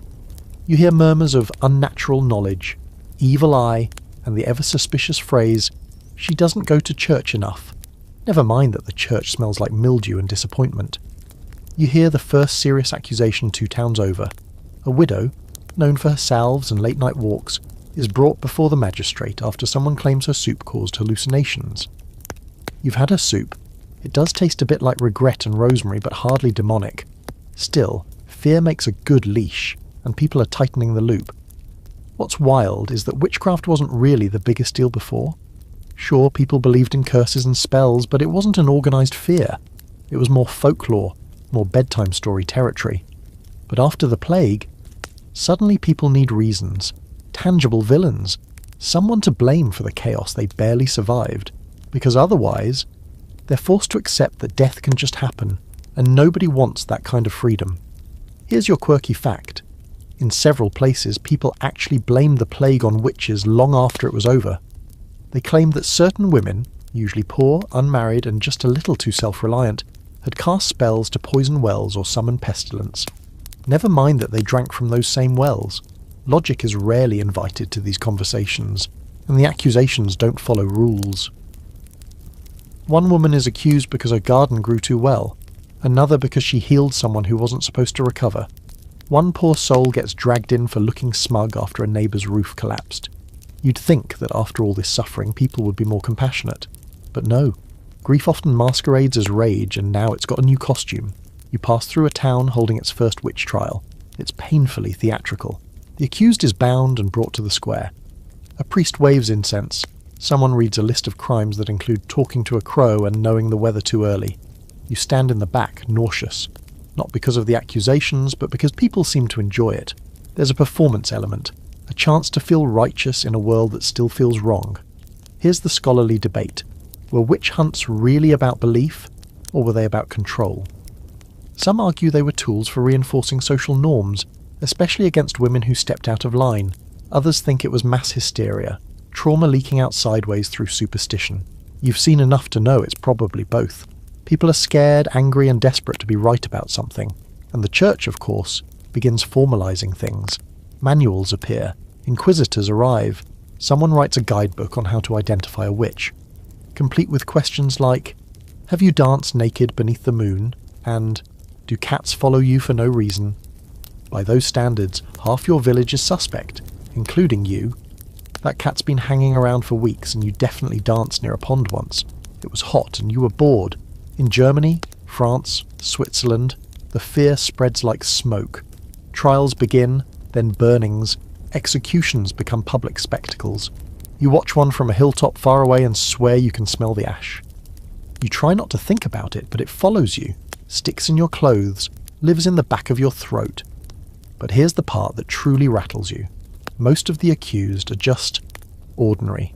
Herbalists, widows, healers, midwives, people who offered comfort when the plague came, who mixed teas and whispered prayers and tried to stitch things back together. And now, they're the ones being punished. For surviving. For knowing things.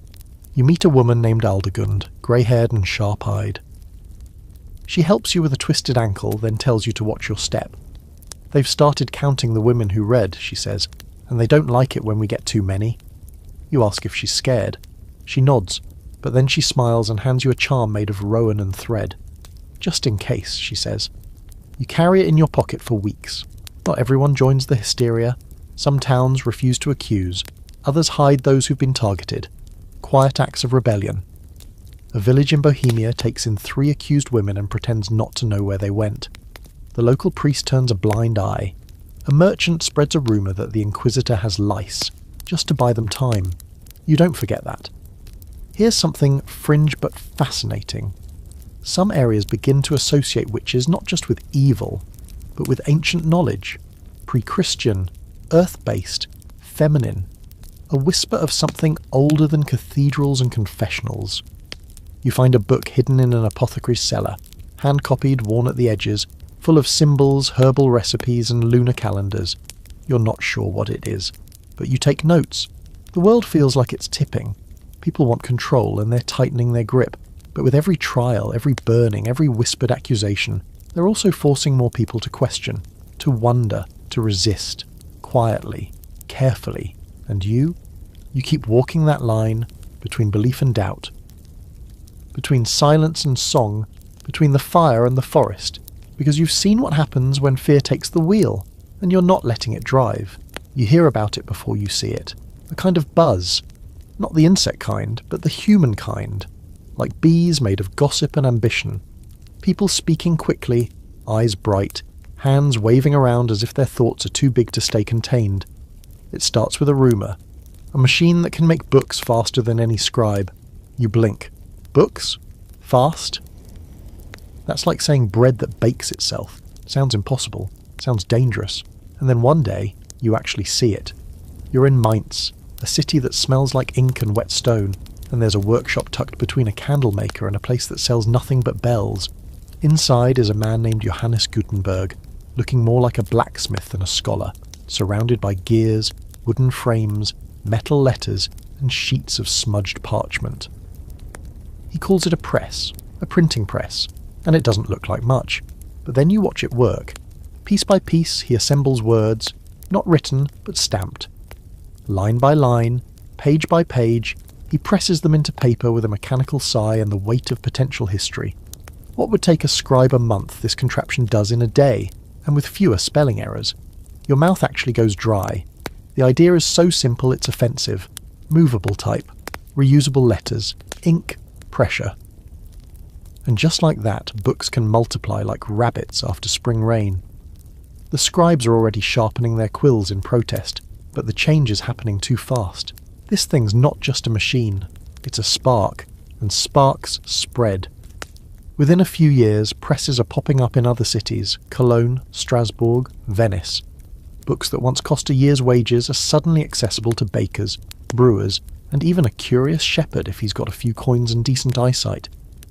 You know a boy who trades 3 chickens for a book of psalms and acts like he won the lottery. People start reading in public.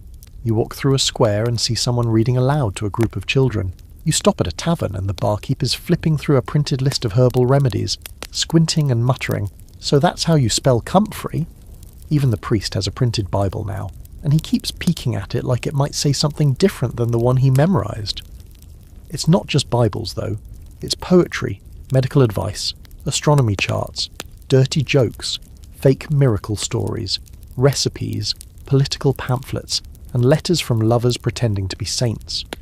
You read a poem written by a woman in Paris and feel your stomach twist. It's beautiful, tragic, and she never would have had an audience before this press came along. Now her words are on the same shelf as Cicero. Here's a quirky little detail. Some early printed books come with spaces left blank so artists can still hand-illuminate the letters. A compromise between old and new, half mechanical, half magical. One foot in the past, one in the future. But not everyone's thrilled. The church starts to get nervous, and not just because Bibles are suddenly landing in the hands of people who didn't go to seminary. There's a fear, quiet at first, that ideas are about to get loose. Because if a book can say anything, then eventually someone's going to print the wrong thing. Something dangerous, something heretical. You overhear a priest muttering that books are like fires. Good for warmth, he says, but too many, and you burn down the house. You don't tell him you've already read 3 banned poems and a pamphlet titled "The Pope Has Cold Feet" and other signs of the apocalypse. Probably best not to mention it. And then there's the great scholarly debate of the day. Will printing uplift humanity or dilute it? Some intellectuals worry that if everyone can read, knowledge will lose its value. Like too much honey in wine, it ruins the taste. Others argue the exact opposite, that this is salvation through literacy, a chance for people to think, to question, to choose what they believe instead of just inheriting it. You meet a young woman in Venice who runs a small printing shop with her brother. She's fierce, funny, and smells permanently of ink.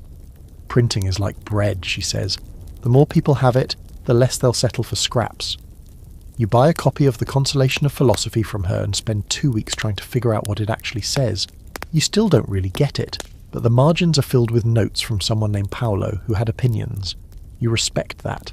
And that's another thing. Margins. People are writing in books now, questioning, commenting, sometimes arguing with the author. It's like the books are alive, part of an ongoing conversation that no one controls anymore. The author doesn't get the last word. The reader does. One fringe benefit of all this: people start standardizing spelling. Finally, you've seen the word physics spelled 7 different ways in one handwritten text. Now the printed version sets a standard. And though it's still weird, at least it's consistently weird. And with more books comes more schools. Not just for monks or sons of merchants, but slowly, gradually for girls, for apprentices, for the curious and the stubborn. You pass a classroom one day and hear a girl reciting Cicero in Latin with more confidence than the teacher. You nearly applaud. You also see the downside. The floodgates open, and not everything that pours out is wise or good. False cures, political slander, religious venom. A man tries to sell you a book claiming that eating boiled frogs guarantees immortality. You politely decline. He insists. You run. There's debate in taverns now, actual debate. People quoting books at each other, slamming mugs down, shouting about ethics and economics and the shape of the earth. You don't know if they're right, but they're thinking. That counts for something. You sit beneath a tree one night, a borrowed book in your lap, and listen to the wind. In the distance, you hear a press working. Its soft clunk, hiss, roll, like a heartbeat made of gears. A sound that didn't exist just years ago. A sound that now echoes across Europe, spreading thoughts like seeds. The plague silence half the world. But this is the sound of it learning to speak again. There's a smell wafting through the village square that you can't quite place. It's not manure, not smoke, not damp wood, not the usual suspects. It's warm, salty, and oddly pleasant. You follow it, nose first, until you reach a stall run by a man with flour on his sleeves and grease on his smile. He hands you a small pasty thing wrapped in linen and says, "It's new. It's food." You bite into it, cautiously. It's flaky, it's meaty, and for once in your life, it's not bland as boiled socks. You almost cry. Something's changed. You're eating better. You don't quite realise it at first. For so long, food was survival. Bread, onions, maybe cheese if you were lucky. Pottage, a sludge of whatever could be thrown into a pot and stirred until it no longer resembled anything recognisable, was your best friend. But after the Black Death, with so many fewer mouths to feed and so much more land left untended, the math shifted. It's not exactly a buffet, but for once people aren't starving. There's less competition for resources. More grazing land means more livestock. And not just the stringy, sad goats of yesteryear. Real cattle, pigs, even some poultry that doesn't resemble feathered skeletons. You try your first roast chicken that isn't just bone and regret, and it tastes like a miracle. And wheat. Oh, glorious wheat. With fewer labourers needed to farm for the elite, more people get access to higher quality grain. That means better bread. Not the dense, sour kind that chips your tooth and haunts your dreams, but bread that rises, bread that fluffs, bread that smells like something you might follow into a forest, and butter. People are putting butter on things now. You find yourself eating meals that come with actual flavour, herbs, spices. You once heard about cinnamon in a story and thought it was a myth. Now someone's sprinkling it into wine and calling it restorative. It burns your nose a little, but you keep drinking. Quirky historical fact for you. In some regions, people begin experimenting with what are essentially the first cookbooks. Manuscripts filled with recipes for dishes with names like pigeon in almond sauce and sweetened parsnip surprise. The measurements are wild, mostly handfuls and vague approximations like until it seems done, but the intent is there. Cooking isn't just necessity anymore, it's art. a social signal, an excuse to show off. You visit a town where the mayor throws a feast to celebrate the reopening of a bridge. There's music, torches, trays of food, some of it still unidentifiable though, but it's served on clean wooden boards, and someone thought to pair it with dried fruit. You eat until your belt protests, then lie in the grass watching the stars, wondering how something so basic, eating, can feel like a gift. With better food comes better health, oddly enough. Not that germs have gone anywhere, they haven't, trust me, but stronger bodies mean more resilience. Fewer children are dying young. More old people are hobbling around with suspiciously good posture. You meet a man who's 90 and still shoes chickens like it's a sport. Of course, not everything's perfectly nutritious. Sugar is starting to make more of an appearance, especially in wealthy households. You try candied almonds for the first time and understand instantly why someone would go to war over trade routes. They crunch, they melt, they whisper secrets to your soul. You consider selling your boots for a second helping. There's still plenty of inequality, don't get me wrong. Not everyone's eating swan with saffron or eel pie with a side of spiced pear. But the general diet of the common folk is improving. Slowly, unevenly, but undeniably. Less desperation, more balance. Beans and grains are still staples, but now they come with a little salt, maybe even a hint of garlic, and people are starting to think about food differently. You hear conversations in the marketplace that aren't just, "Can we eat this?" but "How should we prepare it?" Recipes are exchanged like gossip. "Boil the cabbage first," someone whispers, "then fry it. Trust me." You do. It's amazing. Here's the scholarly debate of the moment. Did the plague directly improve peasant diets due to land redistribution and labour shortages, or was this just a coincidence born from overlapping trends in agriculture and trade? Some say better wages meant better food. Others argue that fewer mouths meant less pressure on production. Either way, you're chewing on meat more often now, and that's all you really care about. A fun fringe food fact? In some places, beer becomes safer than water. With so much water contamination, thanks medieval sewer systems, people start drinking small beer, mild, low-alcohol brews, even at breakfast. Kids drink it, monks drink it. You drink it and call it hydration. Cheers. With all this culinary enthusiasm bubbling up, public feasts become more common, not just for weddings or saints' days, but as community events. "We made it through the sickness," one village elder says, raising a toast. "Now let's live a little." Someone throws a loaf of bread in the air, it's caught, there's cheering. You're given a plum and don't question it. You help cook at one of these gatherings once. It's chaos. Smoke in your eyes, people shouting for more salt. Someone burns the porridge and claims it was intentional. But by sunset, the long tables are full, and so are the bellies. There's laughter, music. Someone starts dancing with a ladle.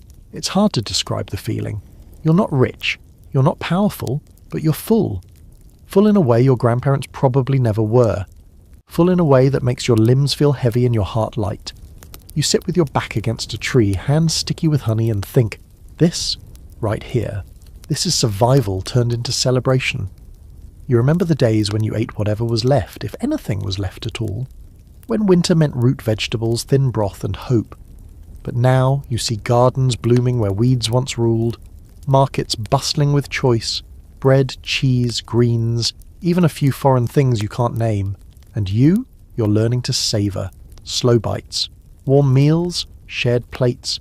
Because after so much death, even the act of eating together feels revolutionary. You never thought you'd care about sleeves, or fabric, or whether your cloak was cut from last season's pattern.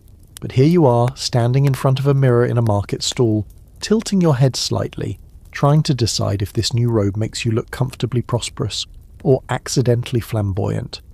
And the terrifying part? You actually care. Post-plague Europe is dressing up. It starts subtly. Tunics that hang a little better, cloaks dyed just a shade deeper. But then it spreads. Clothing becomes more than just a way to avoid freezing or horrifying the neighbours. It's identity. It's status. It's the early version of Instagram, but with more velvet and fewer hashtags. You remember what people used to wear? Plain wool, maybe brown, maybe darker brown. If someone was really fancy, they wore black. But now, things are getting theatrical. Bright blues, rich greens, patterns that look like they were designed during a fever dream. The wealthy are layering fabrics like they're collecting sins, and even commoners are accessorising with more flair. You see a man walk past with a feather in his cap so large it could probably lift him off the ground if the wind hit right. The tailors are thriving. So are the dyers, the weavers, the seamstresses. Entire guilds spring up just to handle the explosion of demand. Silk merchants start travelling like rock stars. Someone says silk comes from worms, and you try not to picture it while admiring your new sash. Clothes are suddenly saying things, not with words but with colours, cuts and layers. A tight doublet says, "I have money and I'm not afraid to choke." A billowy sleeve says, "I own land and I want you to notice my arms." Pointed shoes so long they curl upward at the end say, "I'm wealthy enough to wear shoes that can't be practical." You try on a pair once. You trip over your own feet and almost land in a barrel of pickled onions. So maybe not your look. Here's a fun historical quirk. Sumptuary laws begin popping up like mushrooms after rain. These are rules that dictate what people can and can't wear based on their social rank. Basically, if you're a merchant, you can't dress like a duke. If you're a tanner, you can't wear scarlet. If you're a peasant and somehow end up in velvet, someone's going to ask questions, and probably fine you. The logic is simple. Keep the social order intact. But the outcome? Comedy. You hear stories of tailors being arrested because their clients wore illegal outfits in public. One woman is fined for wearing sleeves that are too fancy. You meet a farmer's son who got questioned for his boots, hand-me-downs from a dead knight cousin. He tells you this while polishing the boots, beaming with pride. "Worth it," he says. People start finding loopholes. You dye your tunic almost scarlet. You wear linen with just enough shimmer to pass for silk in moonlight. You shorten your hem slightly, not enough to be scandalous, just enough to suggest confidence. It's a game, and everyone's playing, and fashion doesn't stop at cloth. Hair becomes a battlefield. Men grow it long, short, curled, oiled, or with little caps that sit like judgmental birds on their scalps. Women's hairstyles get taller, wider, and more sculpted. You meet a woman whose hair is braided so tightly it looks like basket weaving. She can't turn her head fully, but she looks incredible. Accessories explode too, brooches, girdles, belts with metalwork so detailed you stare at them longer than is probably polite. Pouches dangle from waists like miniature purses. Gloves become a flirtation tactic. You drop one in a tavern and someone picks it up like you've just proposed marriage. You do not marry them. One fringe detail that catches your attention. In some cities, fashion is directly tied to morality. Clergy start preaching against vanity and lustful dress. They rant about plunging necklines and doublet padding like it's the root cause of societal collapse. You listen to one sermon where the priest accuses fur-lined cloaks of inviting sin. Half the congregation is wearing fur-lined cloaks. No one moves. And of course, fashion has its politics. Nobles use it to assert dominance. Merchants use it to pretend they're nobles. Young people use it to annoy their elders. Widows use it to remind you they've survived. Clothing becomes armour, art, and rebellion, all stitched together with thread and ambition. The scholarly debate. Did the rise of post-plague fashion mark the birth of modern consumer culture? Some argue yes. As people gained wealth and mobility, they started spending not just on survival, but on style. Others say it was just a phase, traumatised populations playing dress-up to reclaim joy. You're not sure. But when you put on a well-fitted coat and catch your reflection in a bucket of rainwater, you do feel better. One afternoon, you help a friend sew their first new tunic in years. It's just wool, rough and plain, but when they put it on, they stand straighter. You see it in their face, the quiet pride, the sense of reclaiming something, dignity, presence, a self not defined by plague or poverty, but by choice. That night, you sit by a fire wearing your own freshly washed cloak, slightly too long and definitely too warm. It smells of smoke and rosemary. You listen to the chatter around you, laughter, teasing, one man boasting about his new leather boots like he just invented footwear, and you realise something. People are visible again. For so long everyone tried to disappear, to avoid the eye of death, to stay beneath notice, to survive by blending in. But now people want to be seen. And maybe that's the most fashionable choice of all. You walk past a castle one morning and notice something strange. No guards at the gate, no horses in the stable, the drawbridge is down, unattended, and the moat looks more like a stagnant ditch than a defensive barrier. You pause, squint at the high stone walls and realise the truth. The place isn't abandoned, but it is obsolete. Turns out castles are going out of style. It happens slowly, like all revolutions do. 1 minute they're the symbol of wealth, power, and you can't get in here unless I say so. The next, they're just very large, very cold stone houses that do a terrible job against gunpowder. Yes, gunpowder. That spicy black dust originally used for fireworks in China finally makes its way west and starts showing up in more aggressive settings. Cannons at first seem like novelty items, loud, expensive, mostly terrifying to the people using them. But then someone aims one at a castle wall and watches it crack. Not dent, not chip, crack. And suddenly, everyone's asking the same question. Wait, does this mean we're not safe anymore? Spoiler. Yes, it does. You watch the shift unfold over years. The traditional feudal fortress, high towers, narrow slits for archers, romantic ivy, becomes more of a liability than a defence. They weren't built to withstand constant concussive force. And once a few nobles see their beloved keeps reduced to rubble in under an hour, the architectural mood changes drastically. Enter the Fortress 2.0, lower walls, thicker bastions, angles designed to deflect cannonballs instead of inviting archers. Moats are still a thing, because mud is timeless, but now it's all about geometric design. Star forts, they'll call them eventually. Right now, they just look like angry hedgehogs carved into the countryside.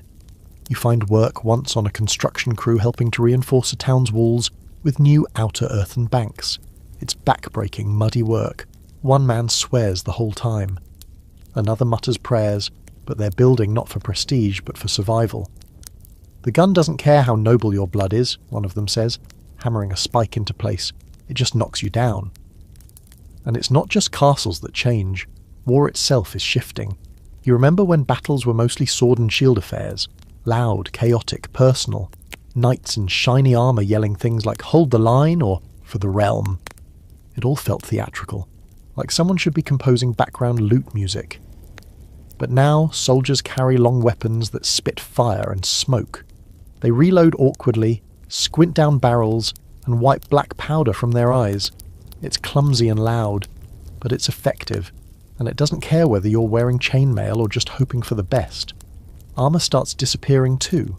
First it gets thinner, then, in some places, it vanishes entirely. Why spend a fortune on a polished breastplate when a bullet goes through it anyway? One knight you meet, older, bitter, smelling vaguely of leather and wine, mourns the change.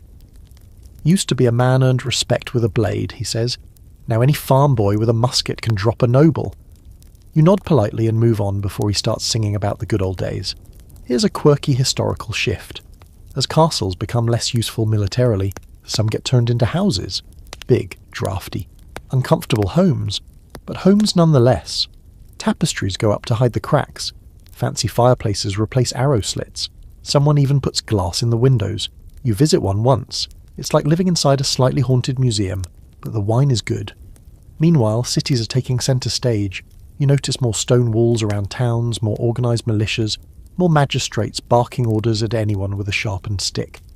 Power is shifting from the rural lords to the urban councils, and you can feel the anxiety in the noble circles. They hold dances and feasts and try to pretend nothing's changing. But they know. Everyone knows. There's a scholarly debate making the rounds. Was gunpowder the real death of chivalry? Some say yes, that when combat became less personal, so did the ideals around honour and bravery. Others argue that chivalry was already a dying flower, too expensive and too impractical for the gritty realities of plague-ridden Europe. Either way, the knightly class is in decline, and you've stopped pretending that shiny armour means anything more than good lighting. Another strange ripple effect. Fewer castles mean fewer isolated villages. Lords can't hide behind their stone walls anymore, so they're more involved in local life, whether they like it or not. You see more of them at markets. Some even work the fields, awkwardly, in slightly too clean tunics. A few are adjusting, finding new roles as landowners or financiers. Others sulk and gamble and mutter about when men were men. You offer them cheese, they decline. One day, you visit a ruin, a castle that stood tall in your childhood, now just a skeleton of stone. ivy wraps its bones. The once proud keep is a nesting ground for birds and the occasional goat. You walk the empty halls, touch the cold walls, and remember what it felt like to believe this place was invincible. It wasn't. But maybe that's not a tragedy. Maybe it's just time. The world isn't ending. It's just trading in towers for terraces, swords for strategy, prestige for pragmatism. Castles crumble, but cities rise. Shields fall, but ideas take their place. And you, walking through the dust and echoes, know that nothing built to last ever truly does. Still, you pick up a loose stone from the ruin and put it in your satchel. Not because it's useful, but because some part of you wants to remember what it felt like when the walls still stood. You're in a town that doesn't smell like rot. That's the first thing you notice. Not the scent of lavender or bread or beeswax candles, though those exist here too, but the complete absence of the usual. No human waste trickling down open gutters, no butcher's leftovers being fought over by dogs and flies. The air is like crisp, clean, almost unsettling, like you've wandered into a place that forgot it's medieval. Turns out you've stumbled into a town that's embraced something radical: public health. Now, don't get too excited, it's not modern sanitation. No one's doing surgeries with gloves or boiling their water just yet. But something's definitely changed since the worst days of the plague, when the streets were rivers of filth and you had to step over a corpse to buy onions. People are finally realising that where you live, what you breathe, drink and step in matters. Cities and towns, still haunted by the memories of mass graves and empty homes, are starting to look around and go, you know what? Maybe we shouldn't just throw our waste out the window. You hear words like ordinance and regulation being tossed around at council meetings. And yes, it's still mostly men with money making the decisions, but they're talking about drainage, not just taxes. One town even hires someone full-time to sweep the streets, a muck man. You meet him once. He's got a shovel, a strong back, and the 1,000-yard stare of someone who's seen things no one should ever have to see. Here's a quirky little historical gem. Some cities begin enforcing pavement laws. If you own a shop, you're responsible for keeping the area in front of it clean. If you don't, you get fined. And suddenly, cobblestones you once tripped over are being scrubbed with vinegar and covered in sand to absorb the stench. Vinegar? You never thought you'd be grateful for such a sour, stingy smell. Sewers are still primitive, mostly open channels or wooden gutters, but at least they're being built. You pass through Florence and spot men digging trenches with grim determination, laying brickwork for a water drainage system that doesn't rely entirely on divine intervention. It's muddy, slow work, but revolutionary in its own quiet way. And water, bless it, is finally getting some attention. Wells are being covered, fountains are inspected. In places with aqueducts, maintenance crews now exist. Sure, they're underpaid and underfed, but they're there. You chat with one man in Avignon whose job is literally to taste the town's water every day. If I drop dead, you know it's bad, he jokes. You both laugh a little too hard. You also see changes in housing. People are starting to think about air. Not just the religious kind, but actual airflow. Buildings get windows that open. Roofs are angled for ventilation. You help a friend build a chimney and realise how nice it is not to live inside a smoke cloud. And there's a new buzzword travelling from town to town: quarantine. You remember when it first started during the plague? Ships forced to wait offshore before docking, people isolated in their homes under guard. Back then, it felt like desperation. Now it's evolving into policy. In port cities like Venice, entire buildings are set aside for travellers to wait out potential illness. They call them lazarettos. You walk past one on the edge of the water, a large, low structure with barred windows and a smell like disinfected linen, and realise it's one of the first attempts to separate the sick from the healthy on purpose. It's not perfect. There are still outbreaks, still suffering. But at least now there's an effort. You no longer have to whisper about the air being bad. Officials are saying it out loud, scribes are recording it, and more importantly, people are doing something about it. Scholarly debate time. Did the plague invent public health, or just accelerate what was already starting? Some argue that urban hygiene was a natural response to growing populations. Others believe it took a world-breaking pandemic to force cities into action. You listen to both sides while washing your hands with rosemary-infused water from a communal basin and think, either way, I'm not complaining. And here's a fringe fact you'll love. In some towns, cleanliness becomes fashionable. Nobles start installing indoor privies, bathhouses. Once suspect dens of sin and syphilis become symbols of sophistication again. You visit one where you're scrubbed down with goat's milk soap and offered a pear afterward. It's all very civilised until the hot steam makes someone faint and you have to help them out by the armpits. Of course, not everyone's on board. Some cling to the idea that illness is God's punishment, and washing too often might offend the heavens. Others think fresh air is dangerous. You meet a man who refuses to open his windows because he's afraid the devil rides in on the breeze. You politely choose not to sit near him, but the tide is turning. Cities that clean up don't just feel better, they look better. People are less sick, markets stay open longer, and the rats seem slightly less aggressive. You even spot a town with designated trash days. They ring a bell. People bring out their waste. It's collected and dumped outside the walls, not perfect, but progress. You find yourself breathing deeper in these places, sleeping better, smelling fewer horrifying things. It's amazing what you start to appreciate when your nose isn't constantly under attack.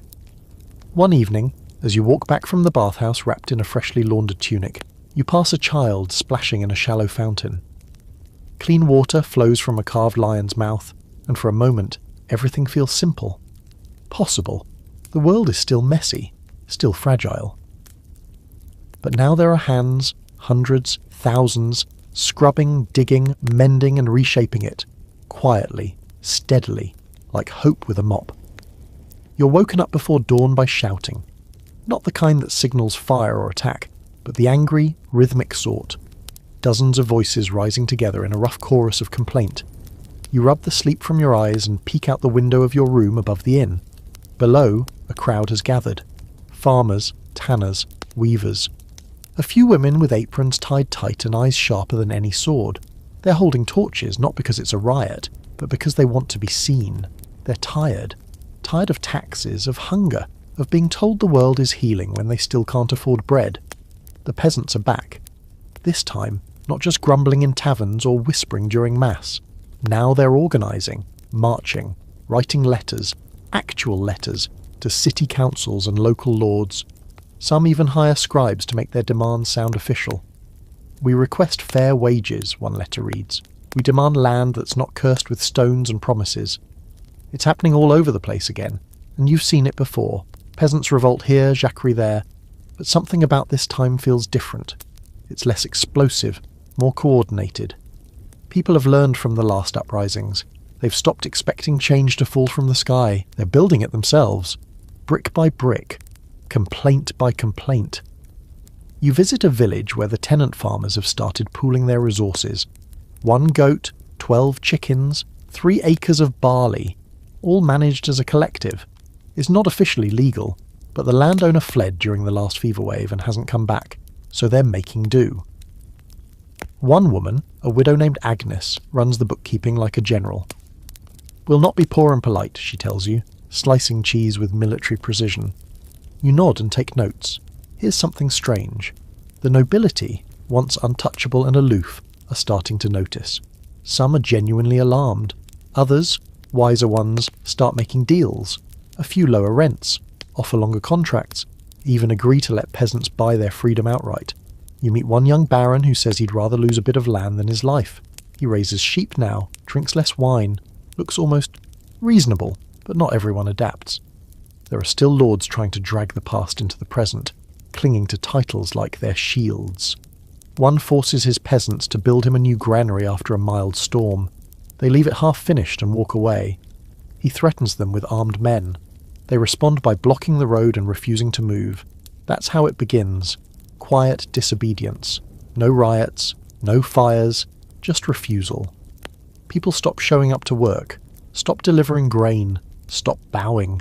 And when someone does get arrested, the others gather at the jail with baskets of bread and sermons of solidarity. Not with pitchforks, at least not yet, but with stubborn, organised presence. And that's almost scarier. You sit in on one of their meetings, just a quiet evening gathering in a barn lit by lanterns and smelling faintly of hay and ambition. They pass around a jug of cider and talk about debts, wages, grazing rights.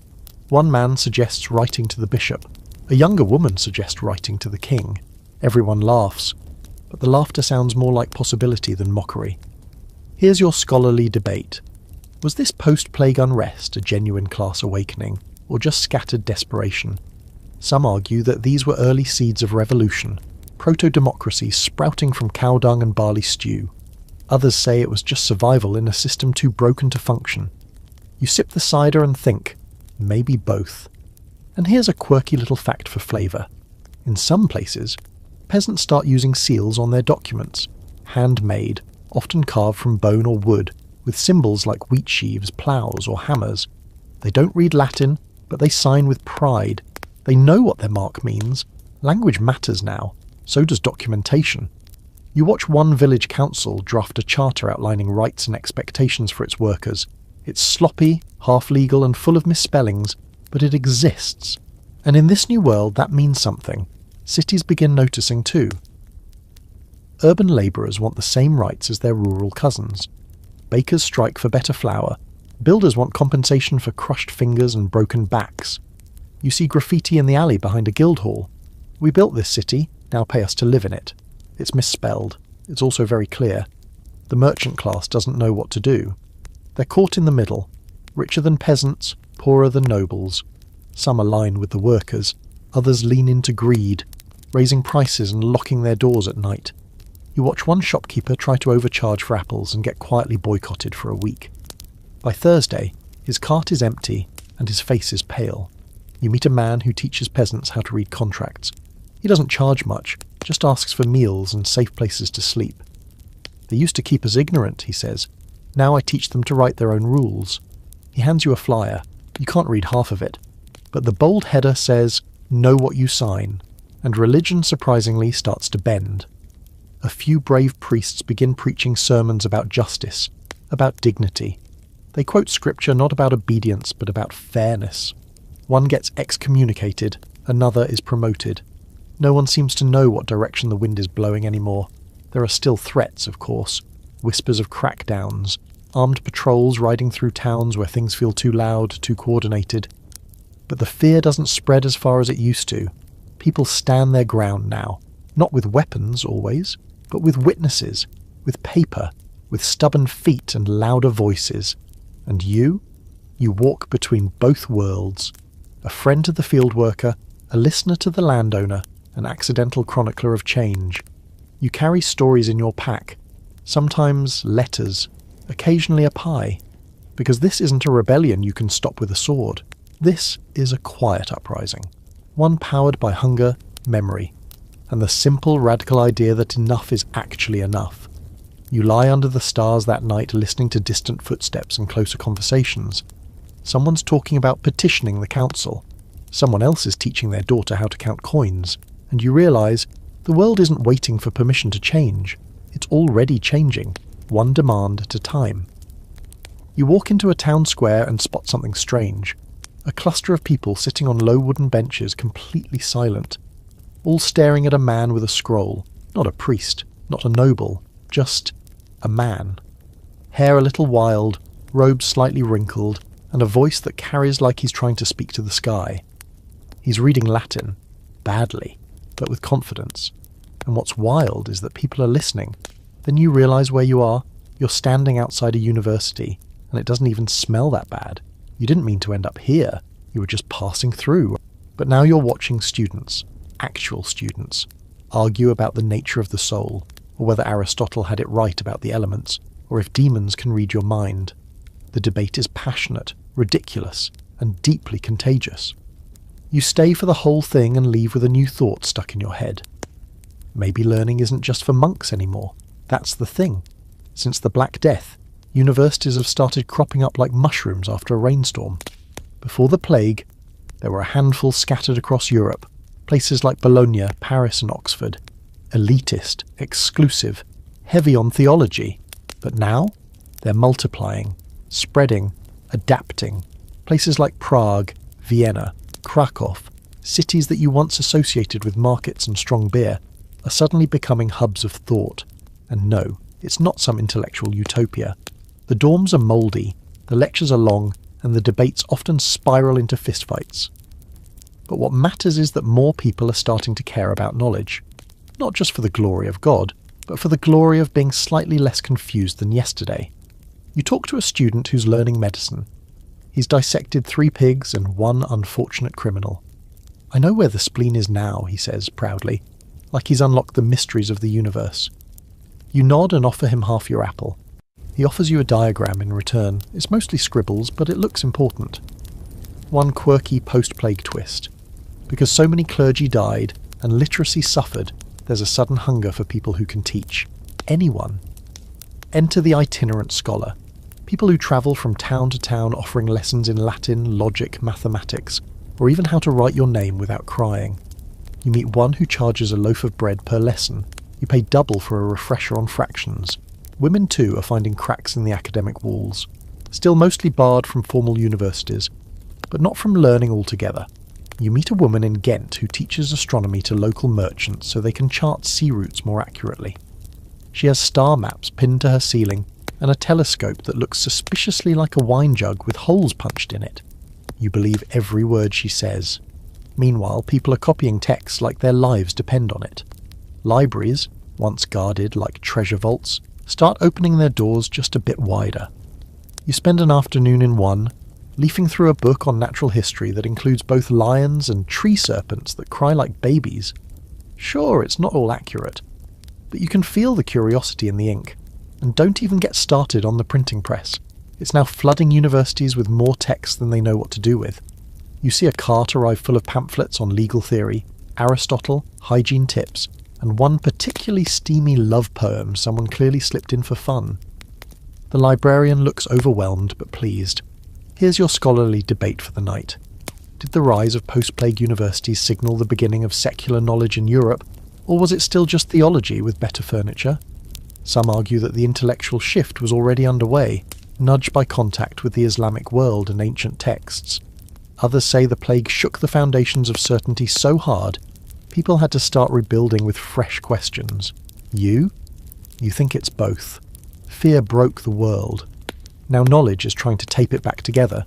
You sit in on a logic class where 2 students argue whether a cat can be both alive and dead in a box. "What's a box?" someone asks. "What's a cat?" says another. The professor throws up his hands and tells them to write a paper. You don't know what a paper is either, but it sounds exhausting. Still, there's something addictive about all this thinking. People aren't just repeating what they were told anymore. They're testing it, poking at it, trying to make sense of a world that clearly doesn't follow the old rules.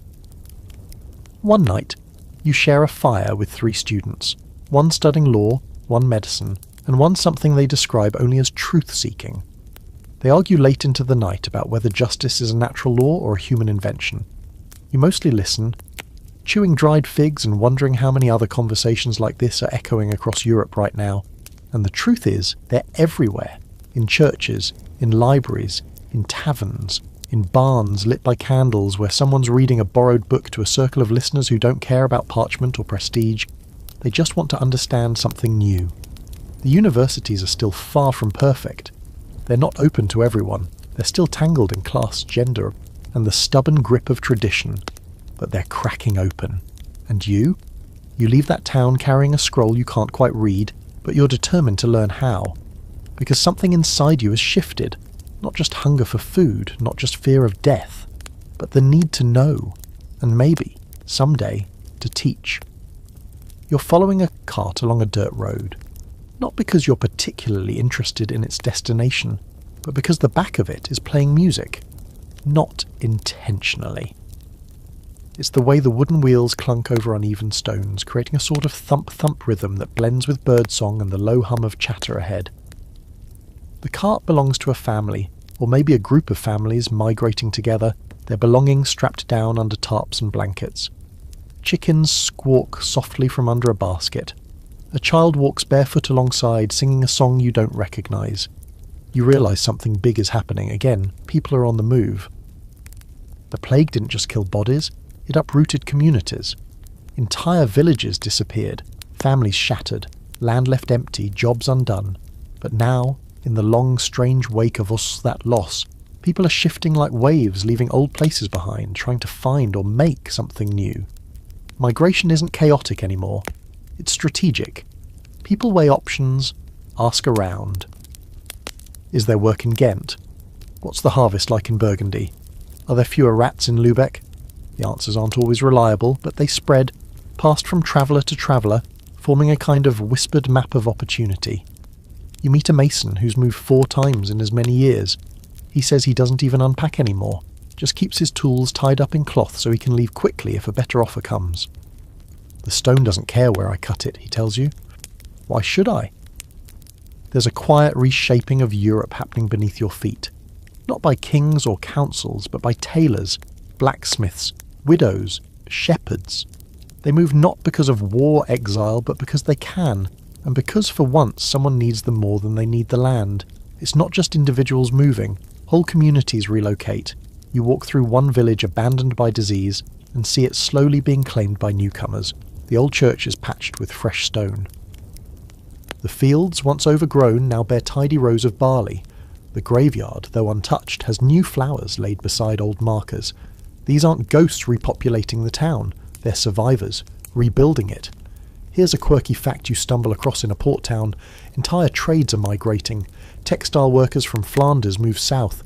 Glassblowers from Venice turn up in small inland towns. Swordsmiths follow noble families across borders. It's like Europe's skill sets are being shuffled in a giant deck of cards. Some cities flourish from the influx, others flinch.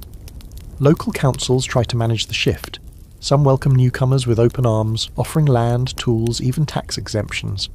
Settle here, they promise, and we won't bother you for 5 years. Others slam the gates shut. Strangers bring trouble, they mutter, and probably more fleas. But the gates don't stay shut for long. If one town refuses to grow, the one next door scoops up the labour, the ideas, the trade.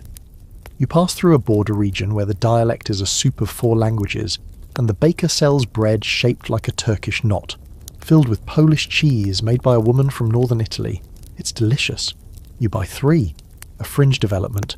Some towns begin issuing migration papers, basic records of where someone came from, what trade they practice, and whether they left their old town in good standing.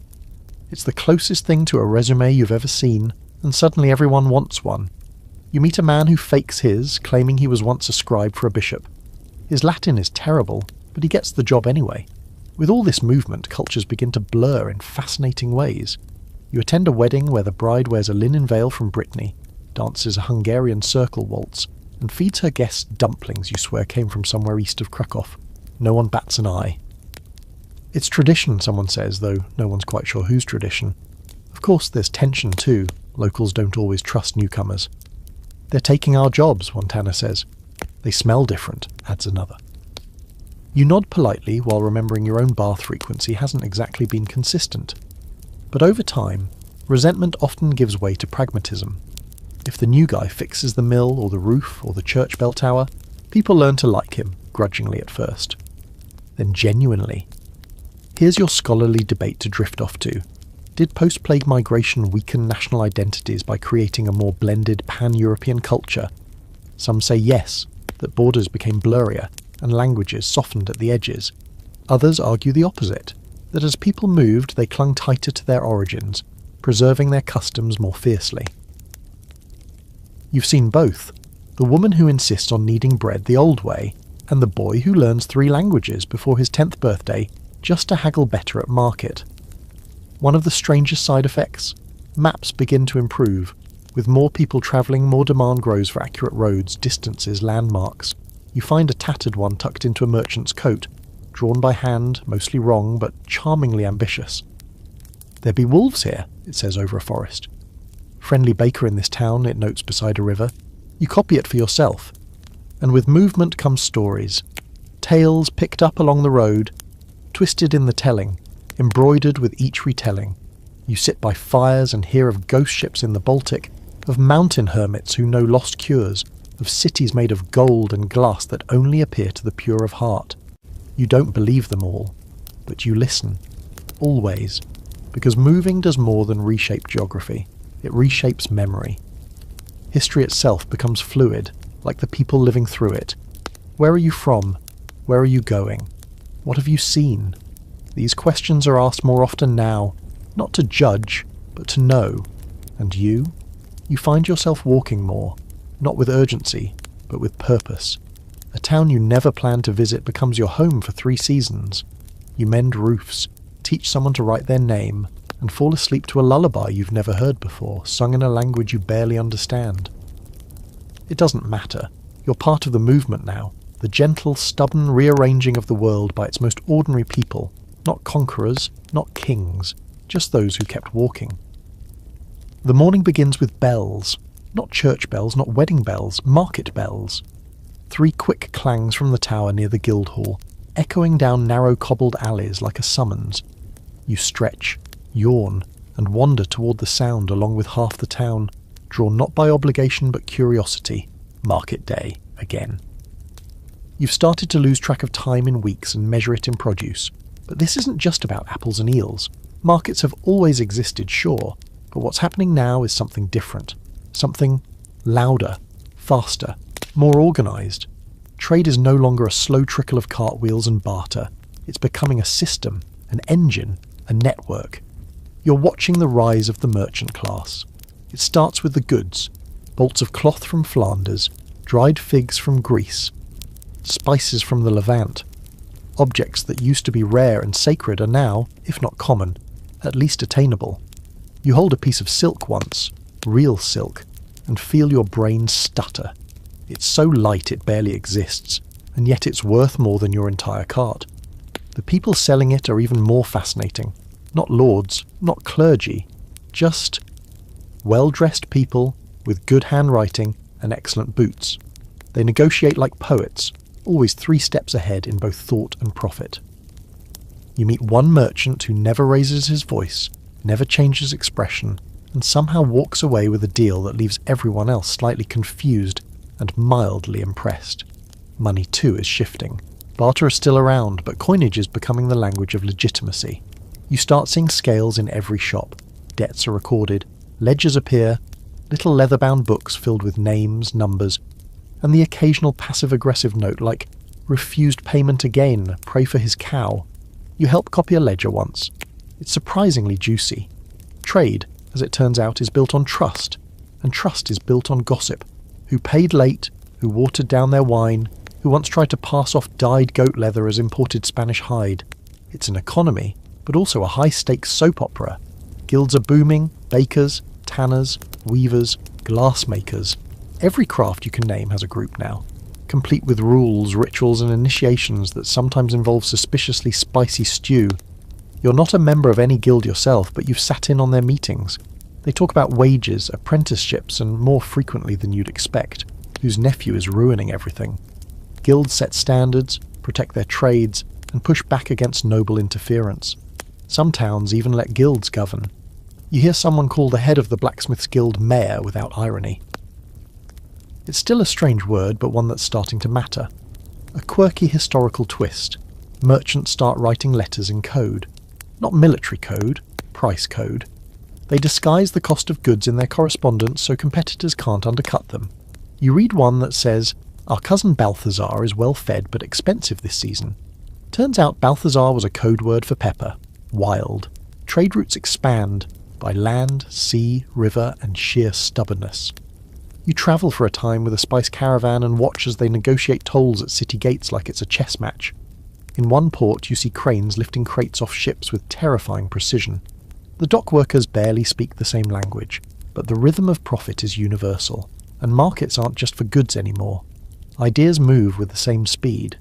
You watch a printer sell books beside a fishmonger.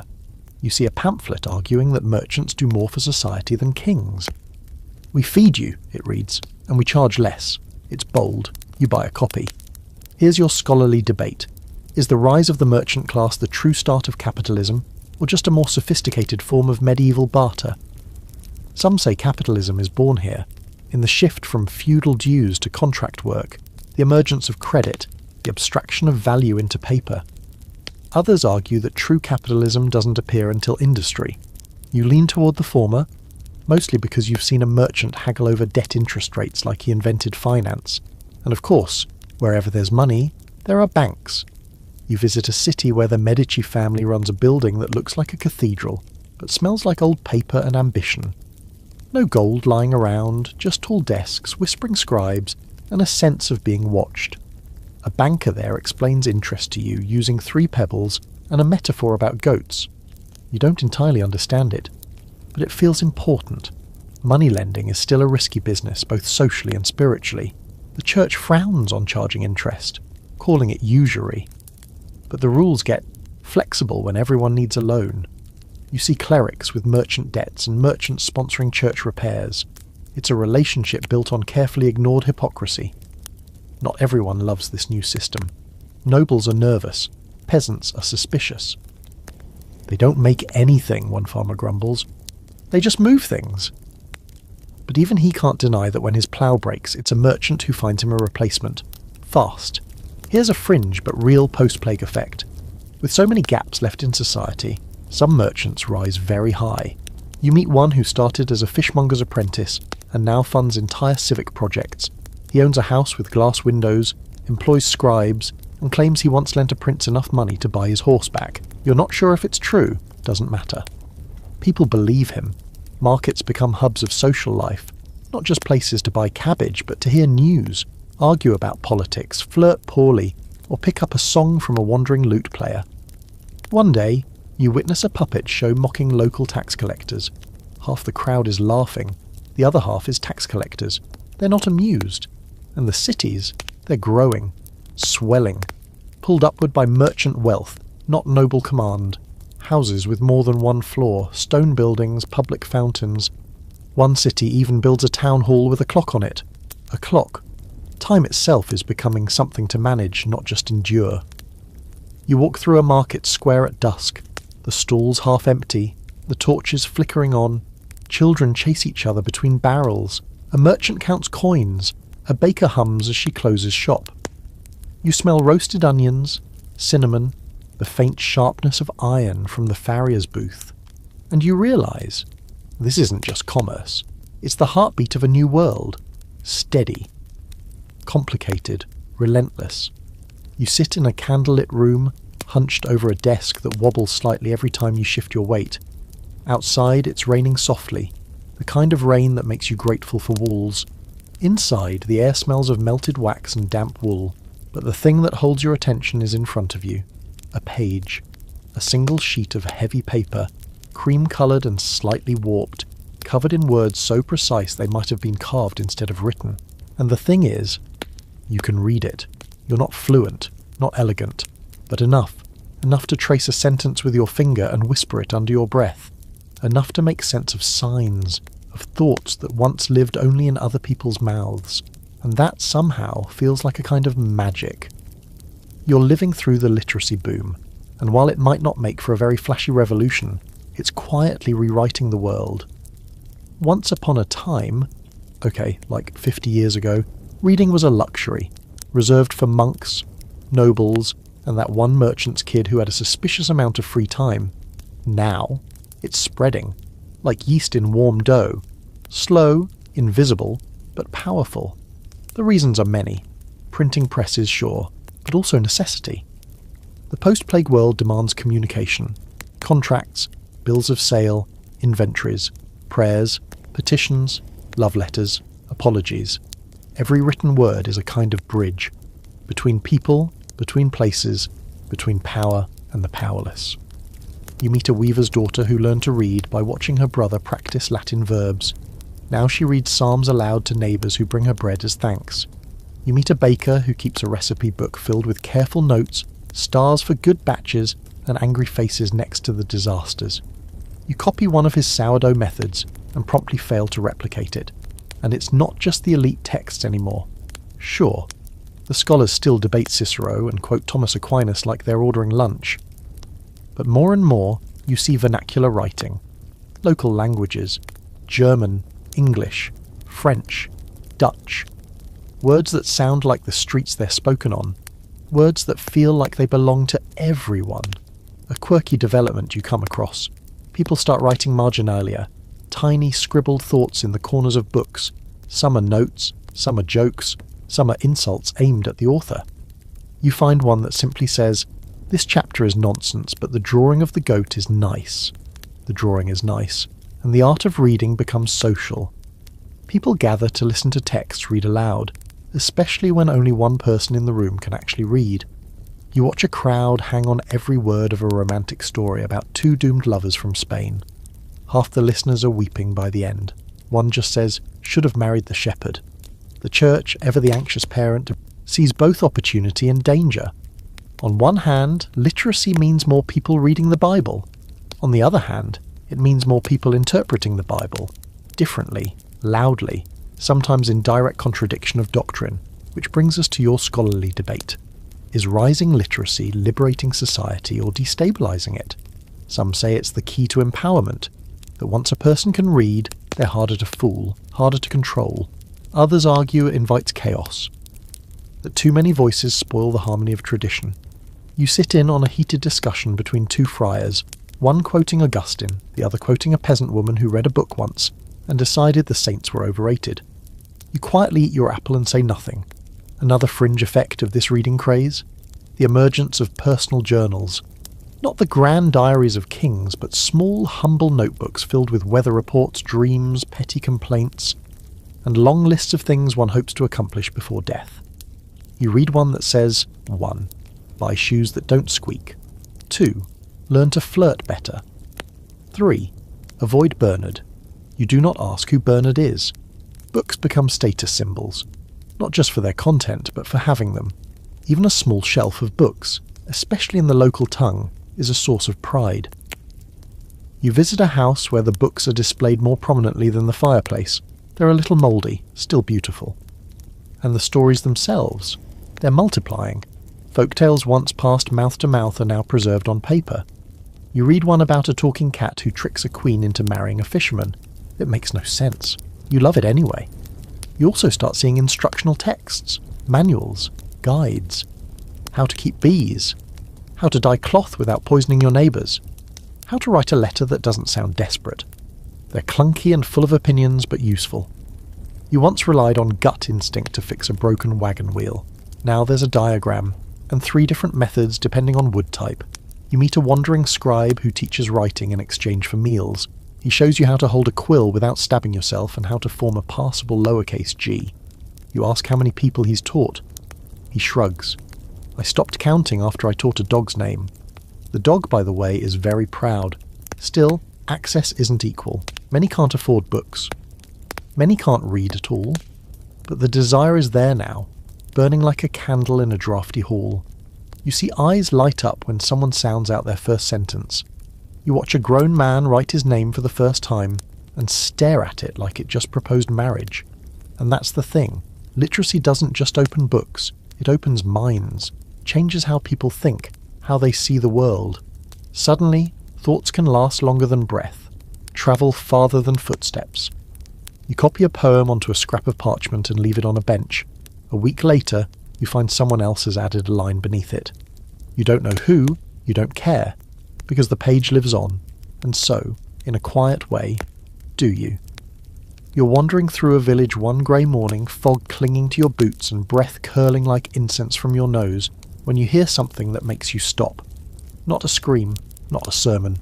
It's a question, soft, hesitant, but electric. But what if they're wrong? You follow the voice to a group of people gathered under a chestnut tree. Not many, 6 or 7, dressed plainly. One's holding a book, another clutches a worn rosary. They aren't shouting, they're wondering. And in this world, still stained by plague, still stitched together with habit and hierarchy, wondering out loud is borderline revolutionary. Welcome to the spiritual storm no one quite saw coming. See, before the plague, religion was a monolith, one church, one doctrine, one structure that explained everything, from fleas to famine to your uncle's strange tendency to sing at funerals. It comforted, it warned, it punished. It was the air you breathed. But then half the world died, and prayers for many went unanswered. Now people are starting to ask questions, not all at once, and not all loudly. But the doubt is there, creeping under the doors of chapels, clinging to the hems of priests' robes. And while some cling harder to the old beliefs, crossing themselves twice as often, weeping at relics, giving up meat for 3 extra days a week, others start shifting. You meet a man who claims he talks to God directly. No priests involved, just him, the stars and the psalms. He has eyes like cracked glass and smells vaguely of mint. You don't know if he's a prophet or just lonely, but he gives you a folded note that says, "The church is a house. Faith is the fire inside. You keep it."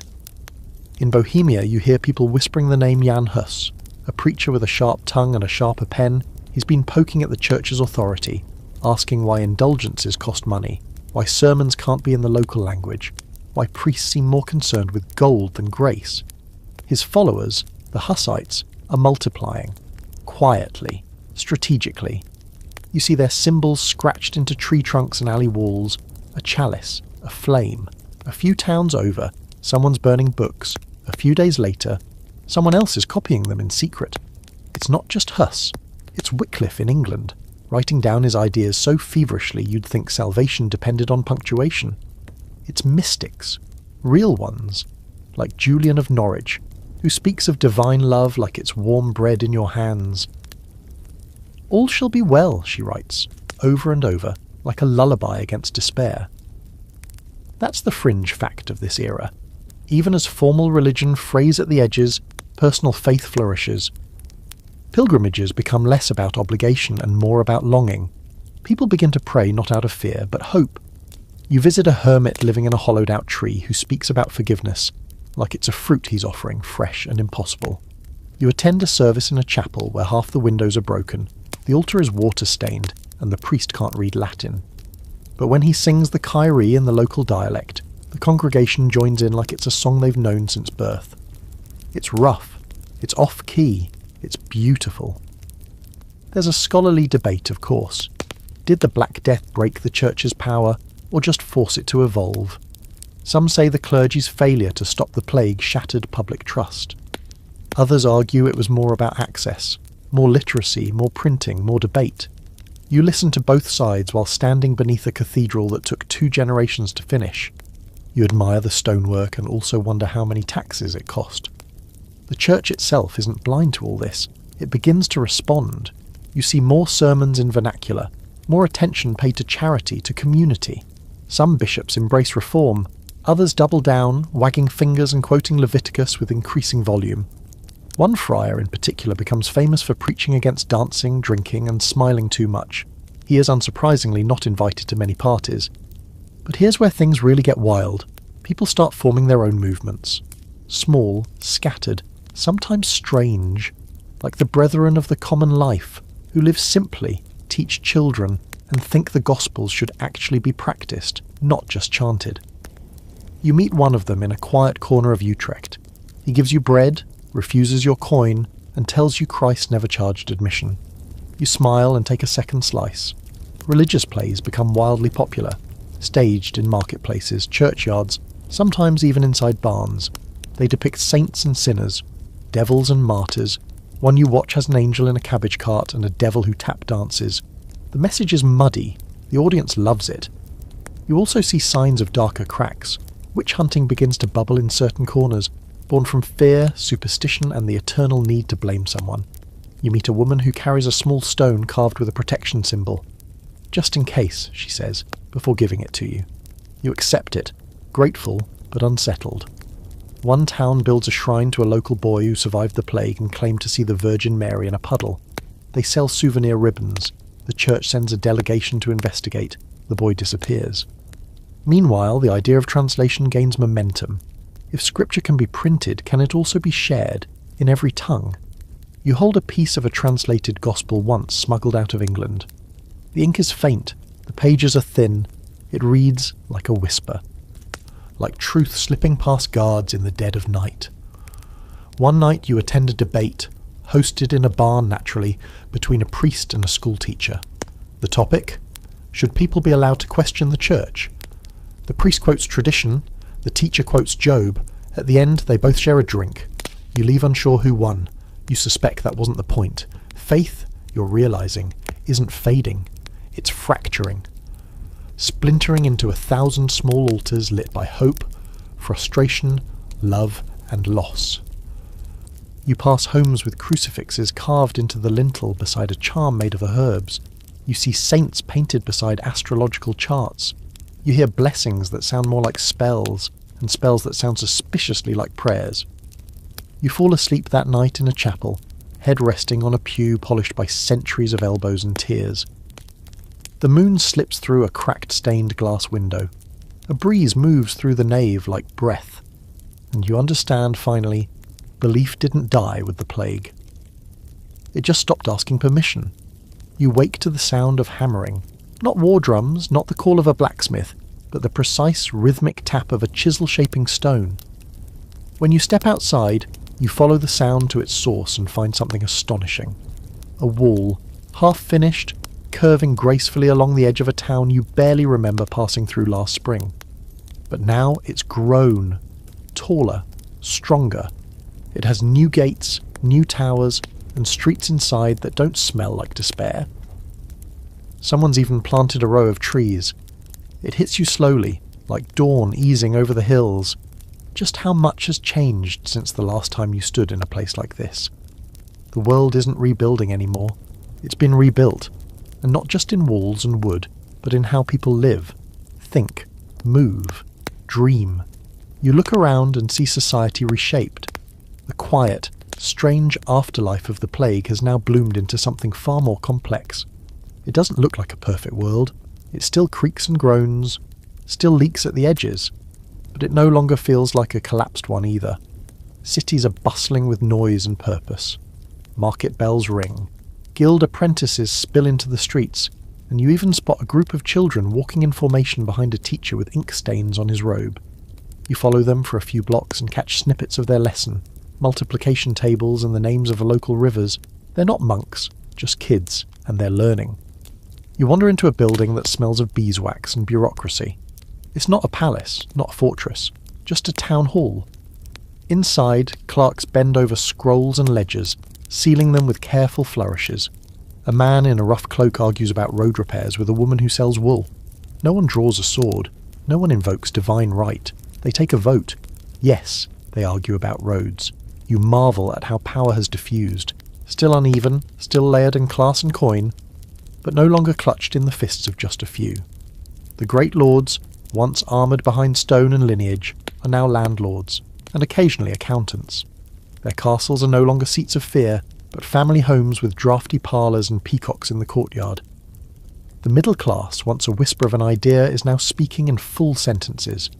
Merchants, artisans, scribes, they own property, hire workers, and influence policy.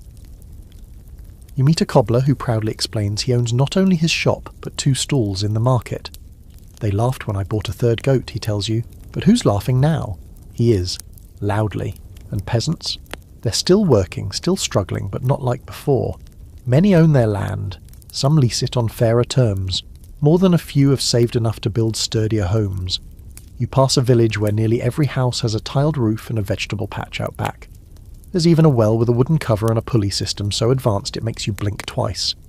You sit one evening by a fire with a family whose name you don't catch. They tell you they were serfs once, bound to a lord who died during the first wave of plague. No one came to reclaim the land, so they claimed it themselves, slowly, carefully. They raised chickens, then children. Now their eldest is learning to read. There's still hunger sometimes, the mother says, but at least it's our hunger. Your scholarly debate, if you feel like turning this into pillow talk. Did post-plague Europe birth the early modern world? Or was it just a blip in the great slog of medieval time? Historians argue endlessly. Some see it as the spark that lit the Enlightenment. Others see it as a detour, a brief flirtation with change before the return of kings, wars, and familiar oppression. But you've walked the roads, smelled the shift in the air, watched the gears grind forward, however slowly. You've seen society rewire itself. Here's a strange fringe detail that sticks in your mind. A group of villagers in the Alps have created what they call a time circle. They gather every season to discuss how the last few months went. Harvests, disputes, births, deaths. It's not a government. It's not even written down. Just people talking about life in a structured way. You attend one meeting.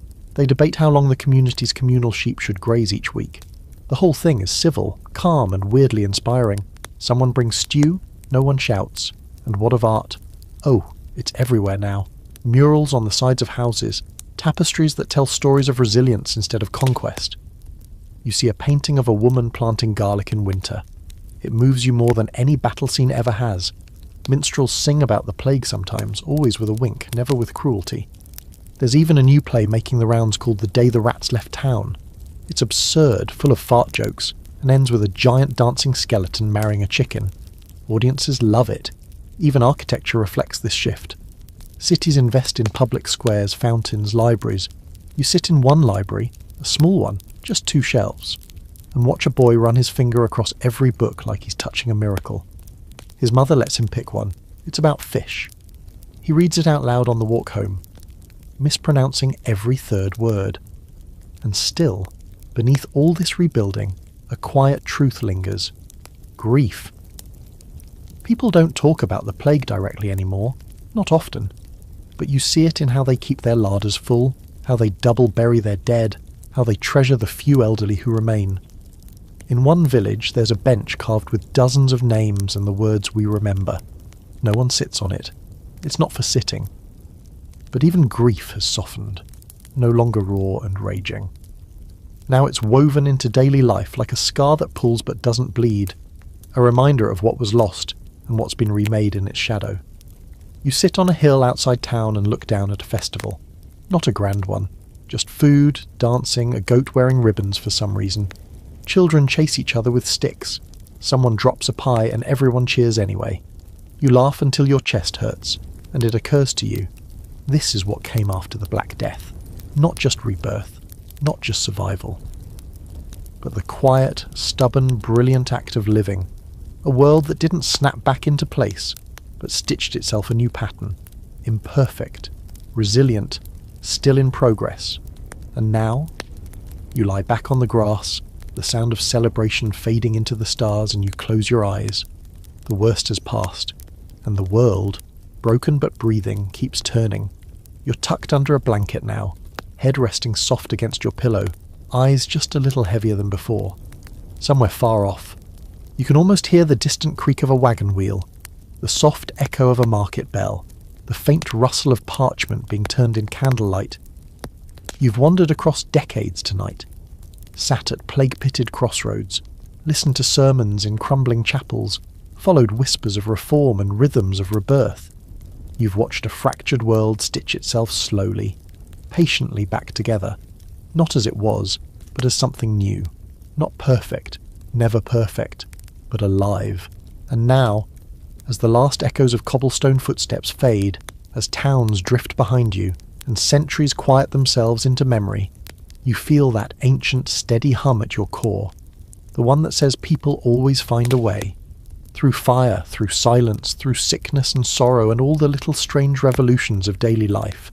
They survive, they change, and they keep walking forward. So you, dear listener, wherever you are, city or village, midnight or morning, let that comfort settle in your bones. Let your breath slow. Let the flickering shadows in your room grow still.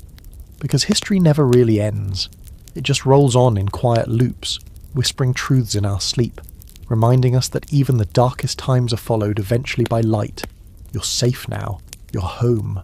And the world, for all its noise and nonsense, keeps spinning gently on,